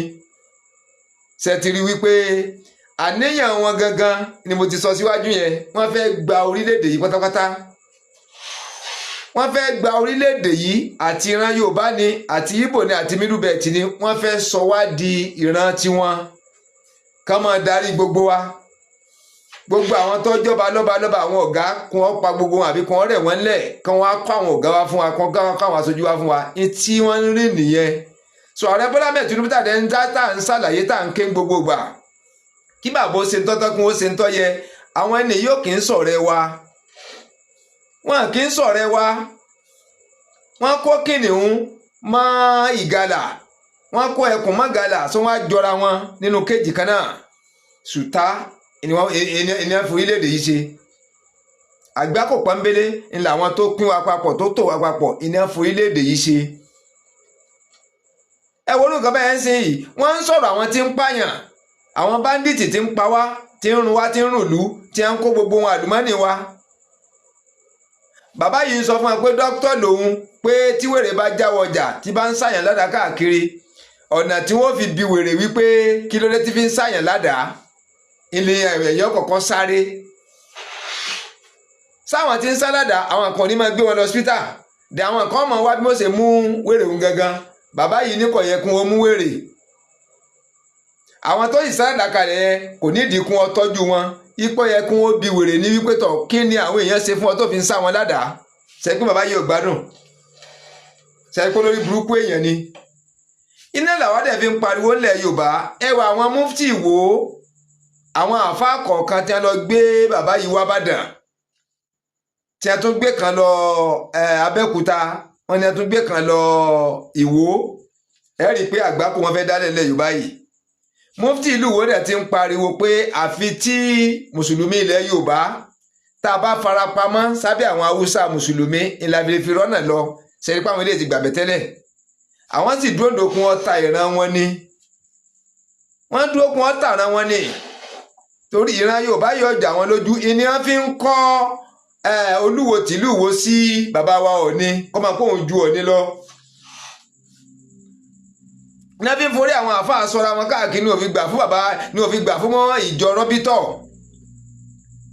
ìlà mufti ìlú Ìwó ìyẹn tí fi ń kọ́ àgbà wọn ń kóra àwọn jọ lọ́ọ̀yà ń bẹ láàrin àwọn ẹnjìníà ń bẹ láàrin àwọn tó farabalẹ̀ fún bàbá yìí nìyẹn àwọn tó gbé wá sí ilẹ̀ Yorùbá nìyẹn ẹni tí Mẹ́kà kọ̀ tí wọn ò jẹ́ ọwọ́ Mẹ́kà tẹnikọ́ máa sàràfà lọ́dọ̀ àwọn tí wọ́n dá padà wọn ò jọ bọ́lẹ̀ ní aeroplane ní làwọn àáfàá jákujàku ilẹ̀ Yorùbá yìí ń gbé wá sí orílẹ̀ wa kí ni wọ́n wá ń fi ṣe bí wọ́n ṣe da òkè ọ̀yà ló jẹ́ ń pa ẹ́rì pé ẹnu ìgbà wọn gbé dé sí báyìí wàhálà ti wọlé Yorùbá wàhálà ti wọlé Yorùbá Ọlọ́run bá nìkan ló lè kó wa yọ ẹni tí ń pààyàn tí ń ṣagbódegbà fún wọn ẹ̀ẹ́dẹ̀ẹ́dẹ́gbọ́n bí ìròyìn tá a gbọ́ sí wípé Minister of Defence ó ti sọ wípé ẹni tí ń ṣagbódegbà fólè kí lòun náà ó lè lòun náà wọ́n ń pa báńdíìtì bàbá yìí ń sunkún ó ní wọ́n gbọ́dọ̀ pa wọ́n àwọn aráàlú tí wọ́n sì ń pa bàbá yìí ní kò sí tọ́kan òun bẹ́ẹ̀ àwọn báńdíìtì ní wọ́n gbọ́dọ̀ fọkàn bàrà àwọn bọ̀dá àwọn ni ibo là ń lọ lórílẹ̀‐èdè yìí àádẹ́ ń ké fún bàbá Tinubu wọ́n ń sọ̀rọ̀ báńdíìtì ọlẹ́rù ń ba òun sódì bàbá tó wá gbé ọ ní Aso Rock ó dìgbà bá tó wá gbé ẹ l'Aso Rock tí ẹ gbàjọba lọ́wọ́ ẹ̀ bí wọ́n bá pa ẹ́ ni bí ò sì pa ẹ́ ni àwọn ọ̀gbàdúrà kún ọ pa ẹ́ ná ṣùgbọ́n ṣe nọ́mà ṣe ń tọ́tọ́ àwọn tí ọ̀sẹ̀ lẹ́ ń dè mọ́lẹ̀ àwọn tí ọ̀sẹ̀ yìí lẹ́ ń dè mọ́lẹ̀ Kánú ẹ̀dẹ́ mọ́lẹ̀ Ìgbòho ẹ̀dẹ́ mọ́lẹ̀ ẹ̀ṣẹ̀ wo làwọn yẹn ṣe ẹ̀ṣẹ̀ wo ni wọ́n ṣẹ̀ aburú wo ni wọ́n ṣe lórí pé a fẹ́ dádó gẹ́gẹ́ bí orílẹ̀-èdè ṣéjà bẹ́ẹ̀ ni sáwọn tẹ́ wá ń rí bọ̀ lọ́wọ́ wọ́n ń ṣe yìí olóyè Sunday Igboho tẹ́ lọ ká mọ́lé tẹ́ kó mọ́lẹ̀ rẹpẹtẹ pé nílé rẹ̀ lẹ́ti bá láwọn òpùrọ́ burúkú àwọn òpùrọ́ burúkú tí wọ́n kó bọ̀kalẹ̀ rẹpẹtẹ inú ilé rẹ̀ làwọn ti rí kíní kan làwọn ti rí tá a bẹ̀rù Ọlọ́run àwọn àkànní ń kó bọ́ọ̀rìn ń ṣe yìí mélòó lẹ gbà lọ́wọ́ wọn bí ẹ bá ṣèjọba Amẹ́ríkà tó bá wa dá sí ti ń gbà wálẹ̀ báyìí kọ́lọ̀ jẹ́ wọn gborí wọlé tán ńlá fi ń pariwo wípé orílẹ̀-èdè yìí ti tán orílẹ̀-èdè yìí ó ti tán ẹ̀mí ti tán lọ́rùn rẹ̀ orílẹ̀-èdè yìí ti ṣubú yakata kí là ń dúró fún bàbá Tinubu 27 yẹn má fọkàn sí àwọn tí ó da ìjọba yín rú wọn ti kó kalẹ̀ yìí gbogbo máìnì tí ń wà yẹn kí wọ́n fi lówó lọ́wọ́ ni gbogbo abiyẹ ń gbé tí ń gbowó lọ́wọ́ àìkún ó fi lówó lọ́wọ́ ni mission wọn gangan ni láti da 2037 rú 2077 tí ń bọ̀ yìí 2037 tí ń bọ̀ ìbò tí ń bọ̀ yìí láti dojú ẹ̀ délẹ̀ pátápátá kún kó gbogbo wa lẹ́rú ìní wọ́n dúró fún sọ àwọn ń jayín sí ni bàbá tó bá wù yẹn gbọ́ tó bá wù yẹn gbà ṣùgbọ́n gẹ́gẹ́ bí ọmọ Yorùbá àwọn ò ní dákẹ́ ní dákẹ́ àwọn ní àkóbọ̀ ńláńlá kẹ̀kẹ̀kẹ̀kẹ̀ tí ẹ̀ tún bá wọn ṣe mítìn papọ̀ àwọn ọ̀daràn tíjọba tó ń jókòó títẹ̀ ń bá wọn ṣe mítìn papọ̀ ẹ̀ ń bá wọn ṣàdéhùn papọ̀ wọ́n kó bọ̀ dání wọ́n fi ń pa wá wọ́n ń túlù wọ́n ń kó àwọn èèyàn wa wọ́n ń gbowó wọ́n ń kó àwọn kan wọ́n ń pa wọ́n wọ́n ń bá wọn mọ́ sùn wọ́n ń kó wọn rẹpẹtẹ ìjọba wa jókòó pẹ̀lú wọn wọ́n gbé bọ̀ lọ́wọ́ wọ́n ní rán gómìnà lọ́bẹ̀ gómìnà ò lè mú òun péjọba nínú òun lọ pé ṣebí ẹ̀rọ ọlọ́pàá lẹ́yìn òun ṣebí ẹ̀rọ àwọn sọ́jà lẹ́yìn òun sóun lòún ní sọ́jà sóun lòún lọ́lọ́pàá abájọ tó fi lè mú gómìnà abájọ tẹnu bàbá yìí fi ń yọ̀ tí fi ń sọ nítorí ṣé ìran Yorùbá kan lè sọ tí ń sọ yìí kọ́mọ́ ti yìnbọn pa ṣé gbogbo ògbésẹ̀ tí wọ́n ń gbé yìí pé bọ̀dá àwọn ni tí wọ́n sì ráwọn tí ń sponsor wọn tí ń náwó fún wọn tí ń raníṣẹ́ fún wọn tẹ́ẹ̀sì lè mú wọn ìgbòlò orílẹ̀-èdè yìí nìkan kó orílẹ̀-èdè yìí ti tán 2027 bàbá ẹ má fọkàn sí i ẹ má fọkàn sí i rárá ẹ má fọkàn sí o ẹ má fọkàn sí o làwa fi ń pariwo ẹ pín orílẹ̀-èdè yìí wọ́ kó ń kálukú ọba tiẹ̀ lọ ẹ pín pẹ̀lú pẹ̀lẹ́pẹ̀lẹ́ láì ní síjà láì ní sí wàhálà bí bàbá wọ Ọbásanjọ́ ṣe wọ́rọ́wọ́ tí wọ́n gbé ìjọba fálágbádá ẹ rí i pé ń gbọ́ dẹrùn tán àwọn náà tó padà síjọba bí alágbádá yẹn ẹ jẹ́ tí inú rí bẹ́ẹ̀ ẹ jẹ́ kó rí bẹ́ẹ̀ o ṣùgbọ́n pé 2027 tẹ́lẹ̀ gbẹ́kẹ̀lé yìí bàbá kò sí gbẹ́kẹ̀lé torí tiyín gangan torí ìjọba gangan kíjọba bọ́ sí wọn lọ́wọ́ ìní a fi dá ògbélé ìkalẹ̀ ẹ̀yìn náà wọ àwọn tí wọ́n dá kalẹ̀ àwọn Fúlàní ń bẹ́ẹ̀ bẹ́ẹ̀ tí wọ́n kó mọ́lé lọ́wọ́ àwọn bádìtì ń bẹ́ẹ̀ bẹ́ẹ̀ tí wọ́n kó mọ́lé lọ́wọ́ àwọn Boko Haram ń bẹ́ẹ̀ bẹ́ẹ̀ tí wọ́n kó mọ́lé lọ́wọ́ àwọn tẹ́rọ́rìsì ń bẹ́ẹ̀ bẹ́ẹ̀ ẹ̀yìn náà wọ́n bá ṣe ń kà wọ́n kalẹ̀ wọ́n sì pọ̀ rẹpẹtẹ nugbó ẹni tó wà nugbó tí ọ̀wá àdúgbò ní ṣe ń jẹun bó ní ṣe mu wọn lẹ́nu plẹ̀nì gbóúnjẹ lọ fún wọn aeroplane lọ kó ohun ìjà fún wọn mo tún rí kan lórí íńtánẹ́ẹ̀tì lónìí yìí àwọn ohun ìjà tuntun ṣẹ̀ṣẹ̀ kó fún wọn báyìí ọkọjá bẹ́ẹ̀ so kí là ń dúró fún kí ní ba bàbá lẹ́rù ẹni bá dì tí ń bà yín lẹ́rù ìgbà wo lẹ̀ ní kú tẹ́lẹ̀ ìgbà wo lèyàn ní kú ẹ ṣe nọ́mà ẹ ṣe ń tọ́tọ́ ẹ ṣe ń tọ́yẹ lásìkò tó yẹ kẹ́ ẹ ṣé ń gbà ń bá wá gbàjọba lọ́wọ́ yín pẹ̀lú agídí ṣé ń gbà yín lẹ́rìí lísò lè Sunday Igboho ṣégbà bá gbàjọba lọ́wọ́ yín lágídí ṣégbà yẹn lẹ́rìí lísì Kánú tí wọ́n fi sẹ́wọ̀n gbére ẹni tí ń jà fún òmìnira àwọn tágbára yín ká nìyẹn bàbá o àwọn tágbára àjọba ká nìyẹn gbogbo àwọn táwọn ń sọ̀rọ̀ náà ní kún sírò àmọ́ báńdíìtì kún sírò àmọ́ gbogbo ẹ̀ ní ti lọ bí oṣù mẹ́fà ń sin báyìí àwọn tí ń pa wáyìí ẹ̀ sì ń bá wọn ṣọ̀rẹ́ wọ́n ń run ìlú ẹ̀ sì ń bá wọn ṣọ̀rẹ́ wọ́n kó bọ̀ dání rẹpẹtẹ ẹ wà ní wọ́n kó bọ̀ kalẹ̀ páwọn ò ṣe mọ́ ẹ dáríjì wọ́n ó lè mélòó lẹ ti mú tó lọ fọ́ báǹkì tó lóun ọ̀jà lè mọ́ tẹ́ tú kalẹ̀ ó lè mélòó nínú gbogbo lè tẹ́ ti múlẹ̀ Yorùbá àwọn tí wọ́n lọ fọ́ báǹkì àwọn tí wọ́n lọ fọ́ ilé ńlá tí wọ́n gbá wọn mú mélòó ni ẹsẹ̀ lẹ ti sọ gbé síta rí wípé àwọn olè láwọn ronú pàwàdà o ẹ wá tú wọn lẹ̀ lẹ́wọ̀n ẹ̀mí ìlú ló ti wáyé rí àwọn èèyàn ń pa wá tó ju tó lè gan lọ wọ́n ń pa wá wọ́n ń kó dúkìá wa wọ́n ń kó àwọn obìnrin àmọ́ tí ètí tó mọ ọkùnrin gbọ́n náà ti bá sùn wọ́n ti lóyún nílé náà ti bímọ fún wọn ẹ̀rù sì ń bà yín àti bá wọn yẹn jà láti gbóhùn ìjà tí ń bẹ lọ́wọ́ wọn kẹ́ ẹ pa gbogbo wọn àwọn tí ọ̀wá sẹ́yìn ilẹ̀ ń kó ilẹ̀ ń tì mọ́ ilẹ̀ ń mú ẹ gbọ́dọ̀ rí ìbọn pàtó lọ́wọ́ ọ̀ràn Yorùbá ẹni ó ṣàgbákò gbogbo àwọn tí ń ṣe àgbẹ̀dẹ gbígbé lẹ̀ ń gbé gbogbo wọn wọ́n sì ní ń kún òkè ọya lọ́hùn tí wọ́n ń ṣe tíjọba ò gbé wọn àwọn ní ń kó àdárìn yìí ní ń kó bọ̀rìn ní ń kó àkérìn yìí ní ń kó ìdárìn ní ń kó fàárìn tíjọba ò mú wọn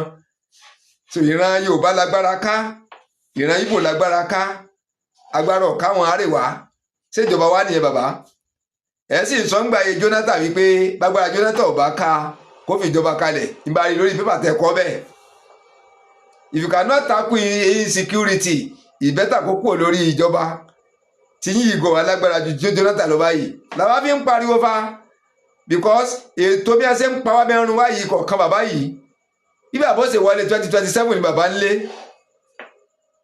bí bàbá pípẹ́ Amẹ́ríkà wá gborí wọlé ìrìn pé mo ti gbọ́ bàbá yìí gan tí gbọ́ wọn dì sí yìí àfi tá à ń gbọ́ tí bàbá wa Gani Adams sọ wípé obìnrin kan sọ pé láwọn lè dá sí ọ̀rọ̀ bandit pé wọ́n pa wọn kí president máa sọ pé wọ́n ní wọ́n pa òun ìgbà wo lẹ̀ ní kú tẹ́lẹ̀ ìgbà wo lẹ̀ ní kú wọ́n ń pa ogunlọ́gọ̀ èèyàn wọ́n ń tú ìlú káàkiri kàkà kẹ́ ẹ dojúkọ kí ni à ń pè lórílẹ̀‐èdè gan ẹ̀ǹkan gbogbo yín kàn ń dúró bẹ́ẹ̀ yín ń kówó tí ẹ̀yin ń gbádùn ìṣòro ló dé yìí sí yìí ẹ̀yin ń pẹ́ ẹ̀ lè kú ẹ̀ ń pè ẹ̀ lè kú ẹ̀rù ń bà yín ibo làwọn ń bó orílẹ̀-èdè yìí lọ gómi wá lágbára jù yín lọ lórílẹ̀-èdè àáfà lásán àáfà wa lágbára jù yín lọ. Bàbá ẹ má fọkàn sí 2037 o, ẹ pín orílẹ̀-èdè yìí kó tó dìgbà yẹn, ẹ pín wọ́rọ́wọ́ kí wọ́n dúró láyè wọn ká ní odó láyè tiwa ntọ́ tán sòro nu ntọ́ tán sòro nìyẹn o. Bàbá dó orílẹ̀-èdè tiwa bẹ́ẹ̀ bá tó jẹ ààrẹ wá jẹ ààrẹ ń bẹ̀ kò sẹ́ni tí ọba yín dù bẹ́ni tí ó sì dù báwa ẹ dìbò ẹ wọlé náà ni. Ibi táwa ń bó orílẹ̀-èdè yìí lò yéèyàn, àwọn òkè ọyẹ wa bẹ̀rù wọn, gbogbo ọ̀nà tí wọ́n ń dá yìí ẹ lè ṣèdájọ́ tọ́tọ́ tó yẹ lórí wọn. Ìran Yorùbá lágbára ká, ìran Ìgbò lágbára ká, orílẹ̀-èdè yìí ti tán. Bí bá tó ṣe ń lọ àmọ́ gbé wá fún wa o, àníjẹ́ kí tiwa ó di. Ṣùgbọ́n táwa máa gbé wá fún báyìí kẹ́yìn náà máa fojú ara yín rí i, kẹ́ máa fetí ara yín gbọ́. Bí yẹn bá kàn ń sọ lásán kò ní nítumọ̀, kò ní nítumọ̀ rere.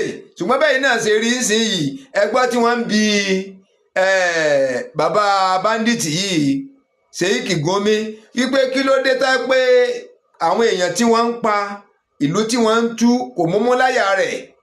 Nítọ́ tẹnumọ́ ni pé kí wọ́n má pa àwọn báńdíìtì, páwọn bọ̀dọ̀ òun ni. Ẹgbọ́n tó sọ ọláwọn bọ̀dọ̀ òun ni wọ́n kọ́ mọ́ pa wọn. Kò sí tọ́kàn pẹ̀lú àwọn tí ń pa o, torí wọ́n jọ ń pínwó ni. Òní ń gbowó lọ́dọ̀ ìjọba lọ fún wọn, sánumọ́ wa máa nulẹ̀. Nàìjíríà ti wọ one chance o, pàápàá jùlọ àwa Yorùbá àti wọkọ̀ one chance. Àádẹ́ ń pariwo ń jọ sí Yorùbá nation Yorùbá nation, wọ́n ń pè wọn gbádùn ni. Bàbá òun kóòtù, bàbá òun kìíní onírun funfun ni ló ti délẹ̀ yìí ṣe yìí, ojú kálukú ti já. Kápá àtijọ́ fọwọ́sowọ́pọ̀ ńgbà yẹn, gbogbo wa ti fọwọ́sowọ́pọ̀ àti yakú àti dádúró lẹ́dẹ̀ẹ̀dẹ̀ yóò bá wa ń bẹ̀, kò ní bá wa. Lẹ́dẹ̀ẹ̀dẹ̀ yóò ní bá wa. Àwọn sọ́jọ́ ti yí kan orílẹ̀-èdè tiwa, òun gbórí wọlé wọ́n ń ṣìbọn fún ọ ni. Òun gbórí wọlé láì pààyè wọ́n ń pa ọ́ lẹ̀ ni. Gánbà fi pẹ gbọ̀rún nu wọn, àwọn sádánù wọn ò ní dọ́dọ̀ tiwa mọ́. Ẹ rí i pé àwa gangan ni tágẹ́ẹ̀tì wọn báyìí. Ilẹ̀ Yorùbá wọn ti ya sí báyìí sìn. Ìbò sì ni ẹ má jẹ́ ń tàn yín, torí ìbò 2027 yìí ni ẹ fi kó wọn wá. Torí ìbò wọn èkó wọn wá, ẹ má jẹ́ nìkan kan tàn yín, torí ìbò ni. Pé bó ṣe wá rìn tó fi wọlé 2027 yóò sojú àwọn. Ìnìbò etí ìdí lágbára ìjọba ọ̀ká wọn yìí. Agbára ìjọba ọ̀ká wọn báyìí. Amẹ́ríkà náà wá ń ṣe àti ìrójútu ara wa, àti Amẹ́ríkà àti Nàìjíríà là ń fèsì wọn báyìí àti ìmọ̀ bí à ń rè. Wọn ò sì pọ̀ tó wa lórílẹ̀-èdè. Abẹ́rí nǹkan bẹ́yẹn. Wọn ò pọ̀ tó wa lórílẹ̀-èdè. Sáwa pọ̀ jù wọ́n lọ ni. Bọ́mọ ogun bá kéré, ẹgbà àwọn ọmọ ogun sí àwọn tí wọ́n ṣẹ́pọ̀. Ẹgbà àwọn ọmọ ogun rẹpẹtẹ, ẹgbà ọlọ́pàá rẹpẹtẹ, ẹgbà àwọn sójà rẹpẹtẹ, ẹgbà àwọn fóyè Air Force rẹpẹtẹ, ẹgbà Navy rẹpẹtẹ. Ẹ tún fọ́ọ̀mù omi state police ní state soldier ní ẹ fọ́ọ̀mù gbogbo wọn ká kúnlẹ̀ rẹpẹtẹ. Ìgbà tá a bá pọ̀ tẹ kó ẹ̀yin náà ẹbí Amẹ́ríkà níṣẹ́ kó kóhun ìjà wá fún wa. Ìgbà bá pọ̀ rẹpẹtẹ tí ẹ ya wọ̀lú tí ẹ bá gbogbo ẹ̀ tó gbébọn dání. Bẹ́ẹ̀ bá lẹ̀ ń ṣe léyìí náà ẹ̀ kó irinṣẹ́ fún wọn. Àwọn táàmì gan tẹ gbà irinṣẹ́ pàtó wọn lẹ kó fún wọn. Ẹ̀ ń fẹ̀mí àwọn ẹlẹ́ni ṣòfò. Sẹ́yìn lè lọ́mọ nínú àmì kẹmọ kó mọ pàtó lé wọn lọ́wọ́. Ẹ wo Gúnmi olórí burúkú yìí ń sìn, ọmọ rẹ̀ ń bẹ ní àmì kò fi sí rìkúrútù, ọ́físà ló fi sí ọ́físà tí èlógún. Bàbá olórí burúkú tílé ayé rẹ̀ ti bàjẹ́ yìí, tí ìrántí ò ní dáa fúnra rẹ̀ láéláé. Òun ọ̀fọ́mọ rẹ̀ síbi rìkúrútù tí ó jagun. Báńdíìtì ń pa wá, wọ́n ń run wá, ó ní wọn gbọ́dọ̀ pa báńdíìtì. Bàbá Bọ́lá Ahmed Tinubu ẹ ti rí báyìí kójú yín ti já, ojú yín ti já. Ṣùgbọ́n kọ́ máa di rédèrèdè máa yín lọ́wọ́. Ẹ pín orílẹ̀-èdè ìkókálukú ọba tiẹ̀ lọ, à ń pariwo fa. À ń pariwo tó bá délẹ̀ tán gbogbo òòrùn Yorùbá ní ọkàn. Àwọn ẹni yìí kò sí méjì tí ń wá o, gbogbo wọn ń gbèyàn yìí ìkún olè lọ́wọ́ gbogbo ẹ o, ìjọba yín gangan wọn fẹ́ gbà. Ẹ wo bẹ́ẹ̀ ṣe fún Jonathan, ẹ̀rí pé lágbàáyé Jonathan wọn ti kó wa, gbòún sì mọ bó ṣe é ṣe, ọya àfilẹ̀ fún wọn wọ́rọ́wọ́. Tí wọ́n ń tọ́ bá ẹ wọlé ni wọ́n lẹ́mìí Jonathan ọba bọ́, bá a ṣe ń gbọ́ àlẹ́jẹ́ lé, wọ́n lẹ́mìí rẹ̀ ọba bọ́ o. Wọ́n lẹ́mìí Jonathan ọba bọ́ bá a ṣe ń gbọ́ àlẹ́jẹ́ lé, bóòtọ́ níbi rọ́ ní àmọ́. ìní tó dá alẹ́ yìí ń ṣe yìí kìí ṣe nǹkan méjì yóò fẹ́ kíran mi ò jẹ ààrẹ ẹ máa wò wọ́n Yorùbá nǹkan máa ń wò wá ni tí a bá sọ̀rọ̀ ń pa àríwá ni wọ́n gọ̀ wọn ọ̀gbọ́n mọ̀mọ́ ni wọ́n ṣé báwọn kó ìbọn lé àwọn Fúlàní lọ́kùnrin gbẹ̀dọ̀ ọmọ pàwá yìí mélòó làwa rí kó lé àwọn èèyàn tiwa lọ́wọ́ èèyàn tiwa mélòó lọ́dàbí tiwọn ti ń pààyàn káàkiri ojú wọn padà já kọlọmọ jojú wọn já làwa fi ń pariwo Yorùbá nation lọ́nà àbáyọ nínú àgbò kan náà àbí inú sùúrù kan náà wọ́n gbé kìnìún síbẹ̀ wọ́n gbẹ́kùn síbẹ̀ wọ́n gbé gàlà bẹ́ẹ̀ ẹ wá ti kọ́kọ́rọ́ pamọ́ mẹ́tẹ̀ẹ̀ta wàláì wàhálà gidi lẹ dákalẹ̀ torí ìgalà gbogbo wọn máa jẹ ẹkùn wọn máa jẹ gàlà kìnìún wọn máa jẹ gàlà bébí bá pa kìnìún tí ọba rí gàlà nítòsí yọ ọ̀pọ̀ ẹkùn jẹ ẹwà rí yẹn sí báyìí bẹ́kùn náà bá sì pé mẹ́ta mẹ́rin tí wọ́n ti yàgò tarì kí gígbó tọ́wọ́n bá ba kìnìún gan àwọn náà ó bò wọ́n pa wàhálà lẹ dálẹ̀ ní làwa fi ń pariwo orílẹ̀-èdè yìí ti tán orílẹ̀-èdè yìí ti tán ó ti tán kò sí kankan bẹ̀ mọ́ kọ́mọ̀ wàá ṣubú débi wípé yóò bàjẹ́ tán pátápátá bàbá wa Ààrẹ Bọ́lá Ahmed Tinubu ìran mi ò ju bẹ́ẹ̀ lọ o ṣùgbọ́n pé 2027 tẹ́ ń gbẹ́kẹ̀lé yìí kò sọ́nà ń bẹ́ bàbá ẹ pín orílẹ̀-èdè yìí ìtọ́ yẹ yín nìyẹn o gbogbo àwọn tẹ́ dè mọ́lẹ̀ ẹ tú wọn kalẹ̀ o ẹ tú bàbá Wọlé Sunday Igboho kalẹ̀ o ẹ tú Kánú kalẹ̀ o tẹ́ gbogbo àwọn tẹ́ dè mọ́lẹ̀ ẹ tú wọn àwọn tí ń pa wá yìí ju àwọn tẹ́ dè mọ́lẹ̀ yìí lọ àwọn tí ń pa wá yìí gangan ni ẹ jẹ́ ká dojúkọ ká pa gbogbo wọn ká rún wọn pò ńlẹ̀ ẹ gba gbogbo nǹkan ìjà wọn ẹ fi kún tọmọ ológun tiwa ìtọ́wà ńlẹ̀ nìyẹn o ǹgbẹ́ bá yanjú yẹn tán kára pín orílẹ̀-èdè yìí wọ́rọ́wọ́ kí Yorùbá dúró láyé ọ̀tọ̀ ká bọ́ sínú gbádùn kì í pọ̀ kó dùn sí ń bá ìlọ́bì ògì ẹ má gbàgbé láti subscribe ẹ má gbàgbé láti subscribe ẹ tẹ notification button fídíò tẹ́ ń wo ìgẹ̀gẹ̀ wò sálẹ̀ pátápátá lọ́wọ́ ọ̀tún ẹ̀rì tẹ́ ń kọ subscribe sí ẹ ra fi ká tẹ́ lórí yóò paradà yóò di subscribe yóò gbé ní sẹ́yìn yóò gbé aago sẹ́gbẹ̀ẹ́ ẹ fọwọ́ tí aago yẹn paradà yóò di mẹ́ta yóò tó wà látòkè wá sálẹ̀ tó kí ẹ gángan ní kẹ́tẹ̀ tẹ́ ń kọ yín lọ́bọ̀ ẹ̀sẹ́gbẹ̀ẹ́ rẹ̀ wọ́n kún ní dúdú tàbí funfun ẹ subscribe nìyẹn ẹ tẹ notification button nìyẹn ìtanilólógó nìyẹn ní kẹ́tà àwọn fúnra bá ti ń jáde ẹ ní wákẹ́ tó máa rí ọ̀dọ̀ yín lọ́kọ̀ máa dé sí